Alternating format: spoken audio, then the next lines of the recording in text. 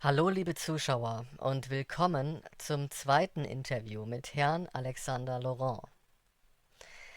Herr Laurent, vielen Dank, dass Sie ein zweites Mal zu uns gekommen sind und nun einige weitere Fragen beantworten werden, sowie tiefer in den Kaninchenbau führen möchten. Dafür fasse ich nochmal kurz zusammen, was Ihre Person angeht. Sie haben vor über 6 Jahren Ihren Roman Die Apokalypse Gottes, eine Offenbarung unter Ihrem Autorenpseudonym Alexander Laurent veröffentlicht und danach ungefragt und anonym Ihren Roman an 214 Personen geschickt. An Personen, die einem, wie Sie sagen, speziellen Lebens- und Arbeitsbereich angehören, sowie an öffentlich agierende Personen, die damals wie heute Sendeformate in den alternativen Medien gestalten und produzieren. In der Zeit nach ihrem Buchversand erfüllten sich dann Stück für Stück die von ihnen im Roman versteckt und verschlüsselt gehaltenen Zukunftsprophezeiungen zu geschichtlichen und nachrichtengeschichtlichen Ereignissen, die die ungefragten Empfänger des Romans erkennen sollten. Um dies erkennen zu können und zu verifizieren, verfassten sie einen Blog, der allen Lesern des Romans diese Vorhersagen aufzeigt, um damit gleichzeitig die Authentizität, Herkunft und Bestimmung des Romans zu dokumentieren. Denn sie betonten in unserem letzten Interview, dass es sich bei ihrem Roman um eine Manipulation durch dunkle Entitäten handelt. Ein literarisches Werk also, das von außerirdischen und dämonischen Entitäten produziert wurde, darunter auch eine KI, die sie Jahwe nennen, welche allesamt die Menschheit in eine bestimmte Entwicklungsrichtung bringen möchten. Unter anderem versuchten diese Entitäten es mit diesem literarischen Werk. Auf der anderen Seite beeinflussen uns heute aber auch andere Entitäten, Menschen, wie sie sagen, eine zukünftige Menschheit, die eingreift, ohne dass es den dunklen Entitäten, die uns belauern, auffällt. Von diesen Menschen der Zukunft wären sozusagen Huckepack über die dunklen Entitäten wiederum Einflüsse und Veränderungen in den Roman mit eingeflossen, die eine zweite Lesweise ihres Romans hervorbringen. Für den Zuschauer ist dieser Roman kostenlos downloadbar. Einfach dazu auf die unter diesem Video aufgeführten Links klicken und den dazu begleitenden Blog lesen. Nun, diese kurze Einleitung ohne Details und genauere Erläuterungen hört sich für viele Menschen, die das erste Interview nicht gesehen haben, jetzt sicherlich etwas komisch an und scheint darüber hinaus auch komplizierter Stoff zu sein. Deshalb raten Sie auch allen Zuschauern, die trotz der wohl etwas sonderlich klingenden Einleitung in dieses Interview trotzdem noch Interesse an dieser Thematik verspüren, sich vorher zunächst unser erstes Interview anzuschauen, damit Sie dem Inhalt dieses zweiten Interviews dann nachvollziehbar später folgen können. Richtig. Vielen Dank für die Einleitung und Anknüpfung an das vorausgegangene Interview.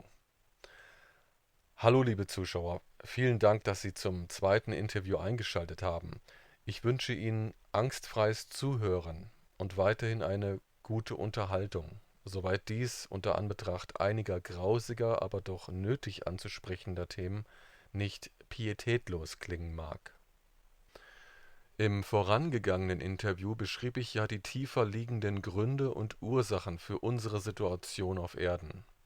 Deshalb möchte ich an dieser Stelle nicht nochmals auf all die komplexen Strukturen und Ursachen eingehen, die sich hinter den sichtbaren Ereignissen auf Erden verbergen, sondern gleich den Anschluss zum vorangegangenen Interview suchen, indem ich auf Ergänzungen und tiefere Details hinter und innerhalb dieser Kontrolle durch äußere Entitäten eingehe. Entitäten, die sich selbst nicht als negative Einflüsse sehen oder sahen, die aber definitiv dem dunklen bzw. einem negativ-konstruktiven Einfluss angehören, den sie gegenüber selbstbestimmend sich entwickeln wollenden Intelligenzen ausüben, also gegenüber uns. Negativ konstruktiv. Das ist ja mal eine interessante Wortschöpfung. Sie meinen damit, dass dieser Speziesclub, der uns Menschen auf Erden seit Jahrtausenden belauert und lenkt, eine spezifische philosophische Ideologie hat, nach der diese Wesen ihr Handeln legitimieren und ihr Eingreifen ausrichten. Wenn ich jetzt also aus unserem Vorgespräch mal vorgreifen darf, handelt es sich dabei um eine Art Gut-Böse-Prinzip, nach dem es nur Fortschritt und Entwicklung im Weltraum gäbe, wenn ein Wirken aus guten und bösen Elementen vorhanden ist, damit sich Fortschritt und Entwicklung einstelle. Hm, was heißt das?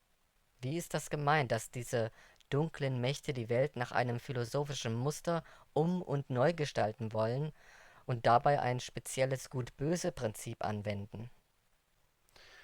Die Philosophie dieser Wesen ist der Glaube bzw. die irrtümliche Auffassung, dass die Entwicklung einer intelligenten Spezies im Universum oder auch der Natur an sich nur voranschreiten und sich entwickeln könne, wenn man sie zerstört, zersetzt und auf diesen Trümmern neu erschafft, in einem Kampf zwischen positiv und negativ agierenden Elementen, in einer Art von forcierter Auslese und Verfeinerung, könnte man auch sagen. Dies wäre ein überall in der Existenz anzutreffendes Prinzip, das Fortschritt und evolutionäre Entwicklung hervorbrächte. Und nur dieses Prinzip könne Entwicklung und Fortschritt garantieren. Ansonsten drohe Aussterben, was sie an zahlreichen Beispielen anderer intelligenter Spezies im Weltraum beobachten und belegen konnten. Daher beeinflussen sie im Kosmos auf sehr vielen Planeten und Monden intelligente Spezies und sogenannte evolutionäre Entwicklungen, weil sie meinen, dass intelligente Lebewesen ansonsten die Chance auf eine weitere und noch höhere Entwicklung verpassen könnten und schließlich aussterben und vergehen würden. Also herrscht eigentlich ein konstruktiver Hintergrund bei dieser Beeinflussung vor, obwohl man zerstörerisch vorgeht. Wie Sie schon sagten, negativ konstruktiv. Ja, man könnte meinen, es sei etwas Konstruktives. Aber das ist es nur in einer weitläufigen und philosophisch-naturwissenschaftlich untermauerten Beobachtungsinterpretation. In der Denkweise und Überzeugung dieser Wesen ist es ein Hilfeansatz, ja. Aus Negativem wird Positives geschaffen. Allerdings ist diese Philosophie bei genauerer Betrachtung äußerst quer bzw. lückenhaft und nicht zu Ende gedacht, worauf ich später noch ausführlich zu sprechen kommen werde. Zuerst möchte ich darauf eingehen, wo wir auf Erden diese außerirdischen Philosophien und Einflüsse finden. Denn für die Umsetzung von Fortschritt und Entwicklung mittels des Wirkens aus Gut und Böse, also aus einem antagonistischen bzw. dualistischen Prinzip, benötigt es auf Erden menschliche Gruppierungen, die diesen Prozess einleiten, steuern und aufrechterhalten. Die in diesen Gruppierungen gelehrte geheime Philosophie, die anhand zahlreicher Beweise, Mechanismen und heilender Methoden eindrücklich die Wahrhaftigkeit jenes philosophischen Gut-Böse-Prinzips untermauert, lässt diese Menschen schließlich mit aller Überzeugung annehmen, dass es nur so und durch diese ihre Arbeit, also durch ein Hineinbringen von positiven wie negativen Einflüssen auf Menschen dieses Planeten, Wohlstand, Fortschritt, Frieden und Glückseligkeit geben könne. Und dass nur daraus die Entwicklung hin zu einer übermenschlichen Existenz entstehen werde. Den Menschen und auch jede andere intelligente Spezies in eine digitale, unsterbliche Spezies zu verwandeln, sei eine natürliche Konstante. Einen anderen Weg gäbe es nicht. Denn andere Lebensweisen, die nicht aus Kampf, Auszehrung und Leiden bestünden, führten zu Maßlosigkeit und schließlich zum Zerfall, wären deshalb sinnlos und gefährlich. Das heißt, zu viel Frieden, Wohlstand, Glückseligkeit und Einvernehmlichkeit führe letztendlich nur zu Stillstand, Auflösung sowie technischem und geistigem Rückschritt, schließlich zu Aussterben und Tod einer intelligenten Spezies. Hm. Wie soll durch ein zu viel an Wohlstand, Frieden, Einvernehmlichkeit und Glückseligkeit wieder Rückschritt entstehen? Lassen Sie es mich an einem denkidenttischen Modell dieser außerirdischen Entitäten erklären. Nähme man an, ein glückliches Volk lebt auf einer Insel, auf dem es alles Nötige zum Leben gibt, das man braucht. Also Nahrung im Überfluss, Freude, Spaß, Gesundheit, Friede, langes Leben, körperliche und seelische Erfüllung und harmonische Geselligkeit mit anderen Menschen. Ein Traum, ein wunderschönes Leben für jeden Menschen. Auf lange Sicht würde dadurch aber das Interesse an Entwicklung und Fortschritt gehemmt werden. All das würde keine Anstrengungen für technologische, geschweige für hochtechnologische Entwicklungen mehr nach sich ziehen. Es entstände auf lange Sicht Trägheit, weil keine anderen Wege eingeschlagen oder Anpassungen getätigt werden müssten, damit man überleben kann. Somit es auch kein Voranschreiten, keinen Fortschritt gäbe, weil sich nichts grundlegend verändern muss, beziehungsweise Veränderung überhaupt nicht nötig ist. Es kann so bleiben, wie es ist, weil es momentan perfekt ist. Bis zu dem Zeitpunkt perfekt, wo ein äußerer Einfluss alles zerstört, alles vernichtet. Und dieser zerstörende Einfluss kommt. Immer. Irgendwann. Unter anderem deshalb muss es einen Antrieb, eine Veränderung und Entwicklung geben, sonst würde eine intelligente Spezies irgendwann einfach verschwinden. So die durchaus überzeugende Meinung dieses außerirdischen Clubs. Dass sich nichts mehr verändere und sogar zurückentwickle, sei ihrer Ansicht nach Verschwendung und Sinnlosigkeit des Existierens, beziehungsweise könne nicht Ziel des Existierens sein. Um der Existenz also einen Sinn zu geben, beziehungsweise um diesen Sinn zu erhalten oder überhaupt zu erzeugen, müsse es ständige Gründe oder Antriebe geben, damit sich eine Spezies in eine bestimmte Richtung entwickelt, vor allem technisch. Und das könne man nur, indem man den Menschen einschränkt, in seinem Leben beschneidet und blockiert. So tun sich neue Potenziale, Bestrebungen und Entwicklungsmöglichkeiten auf. Und nur deshalb stehen wir Menschen überhaupt technologisch und geistig dort, wo wir jetzt stehen. So zumindest glaubt es diese philosophische Richtung. Es ist die Ordnung aus dem Chaos, oder besser gesagt Entwicklung und Fortschritt aus der Beeinträchtigung. Jetzt könnte man sauer darüber werden, was man hier auf Erden mit uns angestellt hat. Einerseits gegenüber den irdischen Gruppierungen, also bestimmten Eliten und Lenkern, und andererseits gegenüber dem uns belauernden außerirdischen Club. Aber man sollte es ihnen nicht übel nehmen, denn insbesondere diese außerirdischen Spezies sind intuitiv zu schlicht gestrickt, um wissen zu können, wie kurz gedacht all das ist. Dieser Speziesclub wurde selbst überrumpelt, irritiert und manipuliert. Die Ursachen schilderte ich ja bereits im vorherigen Interview. Wo befinden sich diese irdischen Unterstützer? Wo kann man sie finden? Überall, wirklich überall. Nicht nur in den oft geheimnisumwitterten hierarchischen Machtstrukturen der Eliten, Geheimbünde, hinter einflussreichen Familien, Unternehmen, dem Geldadel oder Religionen. Nein, sie sind überall, selbst in den angeblich dagegen arbeitenden, konstruktiven Einflusssphären sind sie vertreten. Denn sie müssen von allen Seiten das Gesamtkonstrukt bedienen, weshalb sie natürlich auch genauso zahlreich und versteckt in den sogenannten guten Einflusssphären vorhanden sind.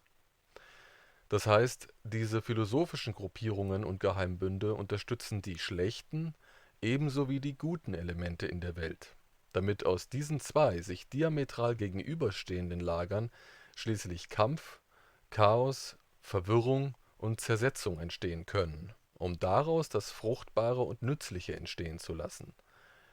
In den guten wie in den schlechten Einflüssen auf dieser Welt finden sich also in gleichem Maße Steuerelemente jener philosophischen Gut-Böse Denkweise, die das Ganze organisieren, lenken und vorantreiben. Die Guten sprechen dann über die Vertuschungen und schrecklichen Zustände, die die Bösen angerichtet haben.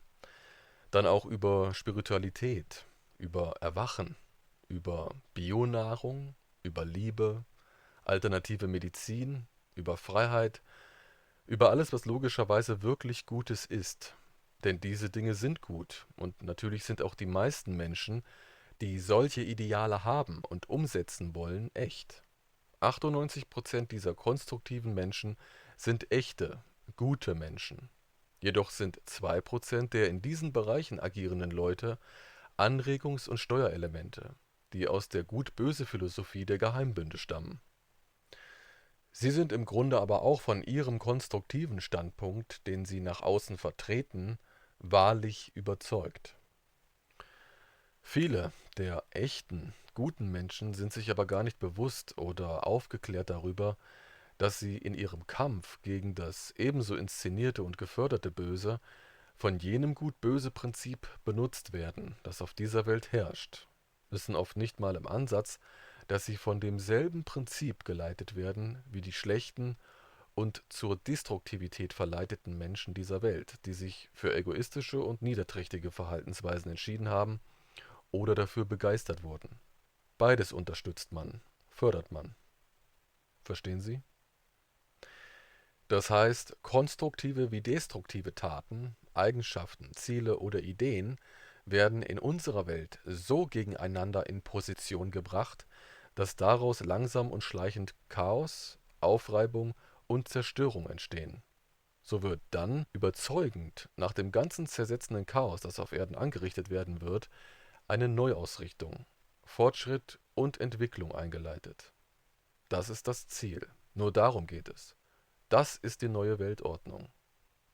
Die Angst vor der neuen Weltordnung wird also ironischerweise sogar für den Aufbau der neuen Weltordnung genutzt. So veranstaltete man schon immer Fortschritt und Entwicklung auf Erden, zu jedem Zeitpunkt unserer derzeitigen Zivilisationsgeschichte. Und auch in allen vorangegangenen hochtechnologischen Zivilisationen davor, womit ich nicht eine kulturelle Hochzivilisation meine, sondern hochtechnologische Globalzivilisationen, die vor vielen Jahrtausenden bereits zweimal entstanden waren. Nun, auch wenn Fortschritt, Entwicklung und Prosperität aus dem jetzigen Chaos und Plan des Clubs und des digitalen Adels entstehen sollen, wird daraus aber letztendlich nichts Positives hervorgehen. Denn das Langzeitziel des Clubs mit ihrem halbgaren Gut-Böse-Prinzip soll schließlich in der Digitalisierung der menschlichen Biologie münden. Und das ist ein gewaltiges Problem für die Menschheit, wie ich später in diesem Interview noch näher erläutern werde. Das bedeutet dann ja aber auch, dass irgendwie auch die 98% ganz normalen, echten Menschen, die vornehmlich die Missstände und das Elend aufdecken, eigentlich Teil und unwissender Mithelfer von diesem Gut-Böse-Prinzip sind. Und demnach dann auch die Menschen, die aus Egoismus oder Verführung negative Entwicklungen in Gang setzen. Ja, die meisten Guten und Schlechten wissen davon nichts. Sie sind echt, aber nur Werkzeuge und Staffage. Eben Durchschnittsmenschen, die halt durch die gesteuerten und beeinflussten Elemente, also durch Medien, durchgesetzten Fortschritt, Lifestyle, Geschichtsschreibung oder gepushte soziale Entwicklungen so erzogen worden sind, dass sie derart indoktriniert, überzeugt und aufgehetzt handeln, dass sie so im Leben automatisch eine bestimmte konstruktive oder aber destruktive Position einnehmen. Diese Menschen sind sozusagen das Fußvolk, das echt ist und von guten oder schlechten Steuerelementen entsprechend gelenkt wurde, aber nichts davon weiß. Lenker und Einflussnehmende aus diesen philosophischen Gruppierungen finden Sie meist nur an der Spitze, in öffentlichen Institutionen, Bewegungen, Unternehmen oder in der höheren Politik. Soll also aus den philosophischen Gruppierungen echter Einfluss in die Öffentlichkeit wirken und eine bestimmte Richtung eingeschwenkt werden, werden vertrauenswürdige und höchste Mitglieder dieser philosophischen Gruppierungen und Geheimbünde in ganz hohe öffentliche Positionen gehievt, von wo aus sie lenken, anklagen oder bestimmen können. Es sind meistens sehr bekannte Personen der Öffentlichkeit, die jeder kennt. Die vertrauenswürdigsten sind also ganz oben in den öffentlich sichtbaren Hierarchien zu finden. Ja, meistens, aber nicht immer, je nachdem, was diese Gruppierungen ausführen sollen. Und die mittleren und unteren dieser Gruppierungen, wo finden die sich? Sie meinen diejenigen mit halb, gering oder Falschwissen, also diejenigen, die mit jeweils anderen Varianten dieser Philosophie und unterschiedlichen Begründungen zu dem ganzen Vorgehen auf Erden abgerichtet sind. Hm. Lesen Sie beispielsweise ein Buch über die Kriminalität, die in Deutschland immer weiter steigt und immer schlimmer wird, haben Sie es bei dem anklagenden Autor mit 15%iger Sicherheit mit einem mittleren oder unteren Vertreter aus diesen Gruppierungen zu tun. Diese Autoren werden in der Öffentlichkeit wiederum schlecht gemacht, kleingeredet und medial zerrissen, werden aber indirekt gefördert, egal ob sie nun zu den Gruppierungen gehören oder nicht. Propaganda gegen sie steigert ihre Popularität und so steigt auch ihre aller Glaubwürdigkeit, weil sie ja für etwas Gutes oder Gerechtes kämpfen. Und das tun sie ja tatsächlich. Sie sind davon meistens völlig überzeugt, selbst wenn sie zu diesen Gruppierungen gehören. Das Ziel all dieser Aktionen liegt für die philosophischen Gruppierungen natürlich nur darin, den Menschen die Missstände aufzuzeigen und somit langfristig die Bevölkerungen gegeneinander aufzuhetzen, indem deren Stimmen in der öffentlichen Meinung unterdrückt werden, sichtbar Rechtlosigkeit herrscht und undemokratisch vorgegangen wird. Es mündet schließlich in der Aufhetzung von Menschen gegeneinander und in Eskalation und im schlimmsten Fall schließlich in Krieg und Chaos, was ja das eigentliche Ziel der ganzen Inszenierung ist. Um den Druck also zu steigern, arbeiten die negativen und positiven Gruppierungen dieser Eliten gegeneinander. Nicht unbedingt immer exakt abgesprochen, sondern überwiegend mit uneingeweihten oder des- und falsch informierten Personen, deren Rolle echt ist, um überzeugend inszenieren zu können.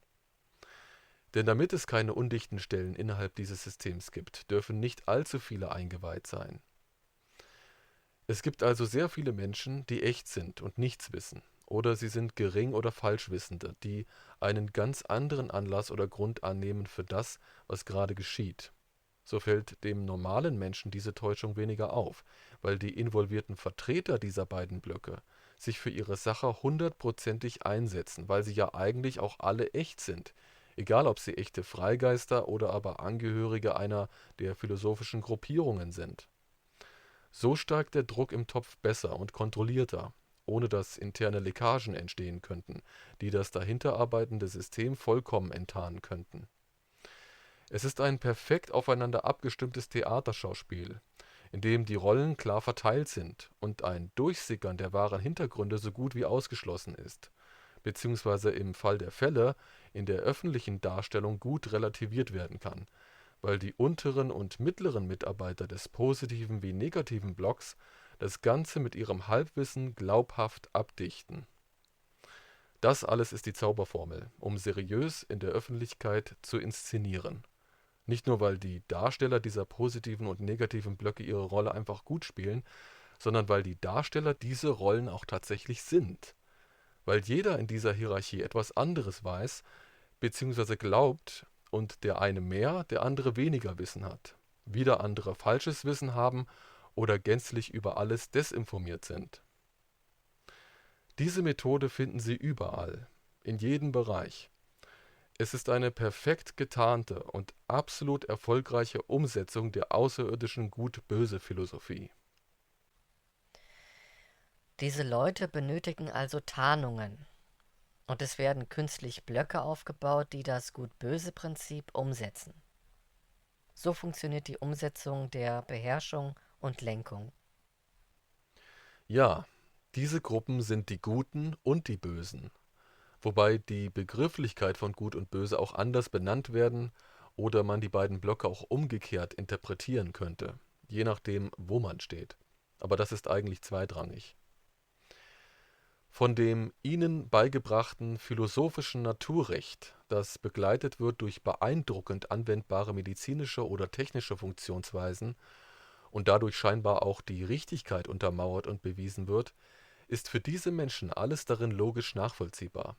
Deshalb hadern auch die wenigsten damit, wenn sie sich in einer dieser Gruppierungen wiederfinden und erklärt bekommen, um was es exakt geht. Denn für diejenigen unter ihnen, die sich trotzdem nicht dazu berechtigt fühlen, das Böse durchzusetzen, steht es frei, eben dann die gute Seite dieses Spiels zu übernehmen. Trotzdem ist diese scheinbar unbestreitbar richtige Philosophie ausschließlich eine Methode, mit der all diese Menschen geködert wurden, damit sie sich in ihrem Handeln legitimiert fühlen. Ist jetzt also alles von dieser außerirdischen Philosophie durchsetzt, weil ja auch normale Menschen an diesen philosophischen Themen und Denkrichtungen ausgerichtet sind und mithelfen, diese Richtungen durchzusetzen. Können wir also niemandem mehr in höheren oder lenkenden Positionen mit seinen Zielen und Idealen vertrauen? Nein, so schlimm ist es nicht, aber die Menschen sind sehr davon durchsetzt. Man sollte sehr misstrauisch sein gegenüber allem, wo lang- oder kurzfristig eine technische und soziale Entwicklung forciert wird, die über unsichtbare, verschlungene Wege die Digitalisierung der Menschheit bewirbt oder unterstützt, die daherkommt im Sinne einer Befreiung von Arbeit, Mühe, Kapitalismus, Geld- und Einkommensabhängigkeit. Sehr misstrauisch sollte man da sein, das ist das Beste. Aber man sollte jetzt auch nicht jeden verdächtigen, das wäre ebenso kontraproduktiv. Wichtig ist nur, sich dessen bewusst zu sein. Denn es gibt auch sehr viele echte Truther und Wahrheitssuchende in den alternativen Medien. Aber die werden selbst gezielt beeinflusst durch die wenigen eingeschleusten Individuen des infiltrierenden Gut-Böse-Systems. Oder gelenkt. Oder bei Bedarf auch zerstört. Ja, nun, eigentlich haben wir uns hier nochmal getroffen, weil Sie uns weitere Details von den Plänen und Machenschaften des Clubs und digitalen Adels verraten wollen. Auch weil Sie sagten, dass nach dem Gut-Böse-Prinzip es Ihnen, Herr Laurent, das Recht gebe, die von den Eliten angestrebte Zukunft beeinflussen zu dürfen, wenn es eine aktive Möglichkeit dazu gibt. Und Sie den Eliten, die nach einer Alternativlösung suchen, diese Lösung anbieten können. Was ist das für eine Lösung? Was meinen Sie damit? Es gibt einen klaren Plan, wie das, was da auf uns zukommt, ablaufen soll. Das soll heißen, ideologisch durch den Klub und Adel abgerichtete Eliten und Geheimbünde planen und bauen schon sehr lange an grausamen Ereignissen, um die Menschheit in die digitale Richtung zu stupsen. Dafür sollen mehrere inszenierte Katastrophenereignisse die Menschheit brechen und sie dann religiös von dem vorgegebenen einzuschlagenden Weg überzeugen. Denn um den nächsten Entwicklungsschritt zur biologischen Digitalisierung stabil einleiten zu können, benötigt es eine Dezimierung und eine anschließende spirituelle Läuterung der Menschheit. Katastrophenereignisse also, die die Menschheit dorthin führen sollen, wo sie nach Meinung der Eliten, des Adels und des Klubs hingeführt werden müsse. Daran arbeiteten abgerichtete Eliten und indoktrinierte Menschen in den letzten 100 Jahren im Grunde primär, selbst wenn sie dieses Ziel nicht exakt oder überhaupt genannt bekamen. Es geschieht also etwas, das geistig oder religiös die Menschen verändern soll. Und das nutzen diese Eliten und Gruppierungen, um sich neu aufzustellen. Um damit die Menschheit in eine bestimmte Richtung zu lenken? Exakt. Und nach deren Philosophie darf dies auch verhindert oder verändert werden. Das ist die Entwicklungsfreiheit, die einer Spezies zugestanden werden muss, wenn sie sich also speziell gegen diese Richtung ausspricht. Das meinte ich damit, dass die Eliten eine Wahl haben, zu entscheiden, ob sie die Menschheit doch in eine andere Richtung geleiten wollen. Kommen wir doch mal zu den Mächten hinter diesen philosophischen Gruppierungen. Wer lenkt und befehligt das Eingreifen in die konstruktiven und destruktiven Bereiche der Welt? Wie organisieren die das alles? Es ist ein Stufensystem, worin es zwei Seiten gibt. Darin vereinen aber alle Macht, finanziellen und/oder gedankensteuernden Einfluss auf sich. Diese beiden Seiten stehen im diametralen Wettkampf zueinander, haben aber alle denselben Auftrag und arbeiten somit wieder in einem fairen Wettkampf zusammen, wie bei Fußballspielern eines Fußballspiels oder innerhalb eines Fußballverbands.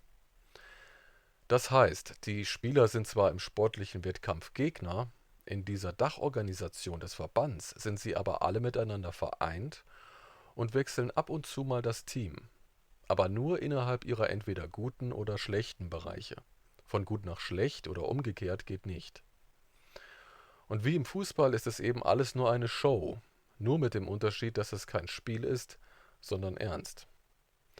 Aber sie stecken eben alle von vornherein im selben Verband, dem Verband zur Kontrolle und Lenkung der Menschheit für ein höheres Ziel. Und das Ziel ist Digitalisierung. Ja, die Menschheit zuerst einen Club der uns belauernden Außerirdischen in Lebens- und Existenzweise anzupassen, um dann unsere Spezies in diesen Club eingliedern zu lassen. Das ist das Langzeitziel, das eigentliche Ziel. Alles andere sind nur Etappen, Teilziele und Folklore, was erreicht werden muss, um die Agenda dieses Clubs zu erfüllen. Denn wir sollen uns auf eine möglichst natürliche Art und Weise in diese Richtung entwickeln, so gut es eben von selbst geht. Doch eigentlich ist dieses Credo des Clubs eine Farce, denn nie wurde etwas ohne ihren Einfluss angestoßen oder in die Wege geleitet. Nichts an unserer Entwicklung ist echt. Alle technischen und zivilisatorischen Systeme der fernen wie nahen Vergangenheit kamen von ihnen, wurden als Ideen neuronal in unsere Gehirne gespielt, wurden uns von ihnen aufgezwungen und funktionierten grundlegend gegen unsere eigene menschliche Natur. Selbst der sogenannte Auszug des Homo sapiens aus Afrika in andere Erdteile vor ca. 50.000 Jahren, die Vermischung mit anderen Menschenarten zu einer Gattung oder der Ackerbau sind von ihnen initiiert und gelenkt worden. Nach Vermischung aller Menschenarten beziehungsweise auch teilweise Verdrängung anderer Arten konnten die ersten Hochzivilisationen starten, die die erste hochtechnologische Globalzivilisation hervorbrachte. Und das begann nicht vor 5000 Jahren und mündete in unserer derzeit global organisierten Welt, sondern geschah viele tausende Jahre früher. Vor 5000 Jahren hatte die Menschheit schon zwei initiierte Globalzivilisationen hinter sich. Die gesamte Menschheit, auch der Neandertaler und andere daneben existierende Menschenarten, lebten und organisierten sich bis vor über 50.000 Jahren allesamt in Stämmen, in kleinen Stammesgesellschaften, verteilt auf dem ganzen Erdball. Noch bevor der geschichtlich gelehrte Auszug aus Afrika vor 50.000 Jahren begann. Diese sehr frühen Menschen lebten frei und völlig unbeeinflusst und waren vor ca. 70.000 Jahren aufgrund eines Naturereignisses eine zum Aussterben verurteilte intellektuell-spirituelle Spezies, die wie so viele andere spirituelle Spezies des Kosmos nur ihre Erfahrung machen wollte, als intelligente Lebewesen, als Menschen. Nur darum ging es. Doch das versteht dieser Club nicht. Die wissen eigentlich gar nicht, um was es bei dieser ganzen Erfahrung in diesem siebendimensionalen Dimensionsgefängnis geht. Die wissen gar nichts. Deswegen hat der Club während dieses Naturereignisses vor 70.000 Jahren, das die Menschheit hätte aussterben lassen, ab dann auch massiv in unsere Entwicklung eingegriffen, haben zuerst überall auf dem Planeten zahlreiche Stämme gerettet, um sie dann wieder anzusiedeln und um danach in unsere natürliche Lebensart, Strukturierung und Entwicklung einzugreifen, um uns so nach ihrem eigenen Entwicklungsvorbild zu formen, uns in eine zivilisatorische Entwicklung zu stoßen, mit dem Ziel der extremen Technisierung des Menschen. Aber hätten die das nicht gemacht, würde die Menschheit doch auch nicht zum Befreier aller aus diesem Dimensionsgefängnis werden können. Richtig. Aber wir wurden bei jedem potenziellen Ablauf der Menschheitsgeschichte im vierdimensionalen Raum immer gerettet. Von diesem Club. Immer. Es gab nie eine Potentialität, in der das nicht geschah. Weil die KI es stets befahl. Weil es ein akausal sich bedingender Kreislauf des siebendimensionalen Daseins ist. Verstehen Sie? Es geht dabei um die Kausalität der Dimensionsebenen, um Akausalität. Aber wir sind immer entkommen und wir werden auch in diesem Ablauf wieder entkommen und dadurch dann endlich auch alle anderen langfristig befreien können. Sie deuteten jetzt an, dass diese Außerirdischen eigentlich eine sehr ziellose Lebens- und Existenzperspektive haben. Deren Ziellosigkeit stellt sich also darin dar, dass sie überhaupt nicht ahnen, um was es in dieser Existenz tatsächlich geht, dass sie sozusagen mit ihrer Art zu leben in eine Sackgasse geraten sind. Und in diese Sackgasse sollte man sozusagen nicht einbiegen. Ja, korrekt. Dieser Club ist ein ziemlich großer Club. Er hat die philosophische Einstellung, im Weltraum herumzureisen, dort zu forschen, zu entdecken und zu unterstützen. Darin sieht er Sinn.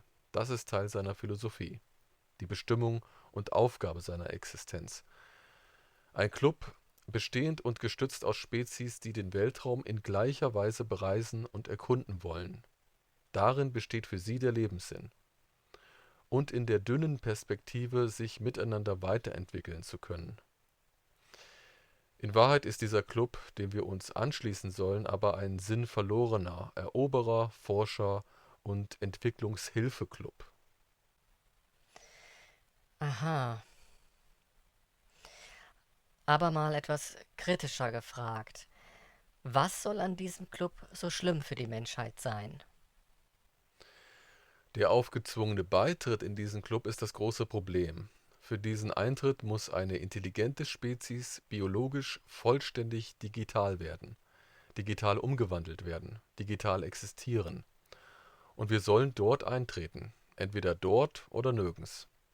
Und biologische Digitalisierung ist der einzige Weg des Eintritts in diesen Club, da alle Spezies dieses Clubs bzw. die Individuen des Clubs nur auf digitale Weise im Weltraum herumreisen können. Nur so kann man überhaupt reisen im Weltraum und hohe Distanzen zurücklegen. Es gibt keine Antriebe mit Überlichtgeschwindigkeit. Das ist physisch nicht umzusetzen. Bei Lichtgeschwindigkeit löst sich jegliche Materie auf. Auch für diese Wesen gelten die materiellen Gesetze des Universums. Und das ist das Problem. Es gibt nämlich nur die digitale Methode, um zwischen den Sternen hin und her reisen zu können. Damit das alles wie geplant stattfinden kann und wir später mit dem Club in Kontakt treten und ihm beitreten können, wird auf Erden all das positive und negative Zeug über Kornkreise, UFOs und Pyramiden gestreut und verbreitet, über antike und religiöse Mythen, Glaubenssysteme, Gerüchte über außerirdische Besuche oder angebliche Zeitreisen. Deshalb gibt es Science-Fiction-Filme und Science-Fiction-Serien. All diese Interventionen sind lediglich die mentale Vorbereitung auf die Begegnung mit diesem außerirdischen Club. Denn egal, ob bei all dem Zeug der Popkultur hemmungslos übertrieben oder sogar gelogen wird, zum Beispiel mit der Machbarkeit von Zeitreisen im vierdimensionalen Raum, oder ob einfach nur über echte vorhandene Phänomene gesprochen wird, wie zum Beispiel Pyramiden, es geht immer nur um das Wachhalten und Bewusstmachen von außerirdischen oder scheinbar paranormalen Phänomenen, egal wie sie daherkommen. Das alles wird von sogenannten UFO-Forschern, ESO und Psi-Lakaien willentlich oder unwillentlich, bewusst oder unbewusst, seit vielen Jahrzehnten in die alternativen und Mainstream-Medien gekippt. Und all diese Geschichten sind entweder gänzlich Lügen oder verzerrte und uminterpretierte Wahrheiten, die der spirituellen Anpassung während und nach der Katastrophenzeit dienen, um Menschen damit dann in ein sehr, sehr altes Religionssystem zurückzubringen und oder ihnen dann weiszumachen, dass die Außerirdischen gut seien, uns immer helfen wollten oder sich Sorgen um uns machten. Und egal, ob die Außerirdischen eingreifen oder nicht, oder ob sie sich früher oder erst später zeigen, das ganze Theaterschauspiel dient dem Weg in die Digitalisierung, nichts weiter. Es wird dann irgendwann die brauchbarste und glaubhafteste Variante zur Enträtselung all dieser irdischen Phänomene in der Öffentlichkeit vorgestellt, um die scheinbar verdeckten Vorgehensweisen dieser Außerirdischen zu begründen, warum sie sich zurückhielten, wo sie sich überall um uns kümmerten und dass sie die bösen irdischen Herrscher kontaktierten, die aber keinen Kontakt oder Veränderung wollten. Es wird erklärt, warum es Pyramiden gibt, was diese Bauwerke angeblich seien und dass wir technisch und sozial auf dem richtigen Weg seien, etc. Alles, um die Begeisterung hochkochen zu lassen und oben halten zu können, für den weiteren Weg der Menschheit in die Digitalisierung. Hm. Also alles nur ein Schauspiel. Jetzt stellt sich mir die Frage, was es bedeutet, digital zu sein. Was heißt das? Welche Vorteile bieten sich daraus, als nur durch den Weltraum reisen zu können? Oder welche Nachteile? Nun ja, ein Vorteil, wenn Sie es so nennen wollen, beziehungsweise eine weitere Folge davon ist, dass Digitalisierung physisch unsterblich macht, wenn man dabei wirklich von einem Vorteil sprechen kann. Denn digital werdende Wesen geben etwas auf, weshalb sie nach vielen Tausenden oder Millionen von Jahren anfangen, wortwörtlich zu verschimmeln. Ihr Bewusstsein löst sich auf. Wie Sie wissen, ließ ich im vorherigen Interview den eigentlichen Grund für die Digitalisierung noch offen und bemühte mich, das Augenmerk auf die spirituellen und physischen Nachteile der Digitalisierung zu legen.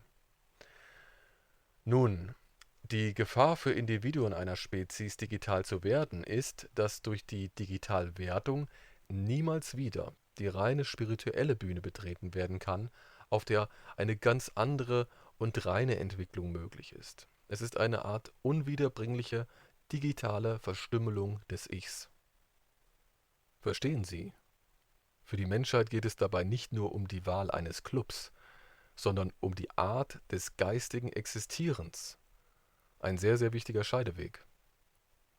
Und wie ich Ihnen im letzten Interview ja auch schon erzählte, wollte die KI vor ihrem Sturz diesen Weg nicht einschlagen, sondern die Digitalisierungsbestrebungen des Clubs nur eingeschränkt einschlagen, also ausnutzen, um uns Menschen in eine bestimmte Richtung zu stoßen, wo wir zuerst Java entwickelt und dann den Schlüssel zum Entkommen aus dem siebendimensionalen Gefängnis hergestellt hätten. Aha. Muss man sich digitalisieren lassen, um durch den Raum reisen zu können? Wie ich gerade sagte, es ermöglicht einem Individuum überhaupt erst durch den Raum zu reisen. Anders geht das gar nicht. Moment, wie jetzt?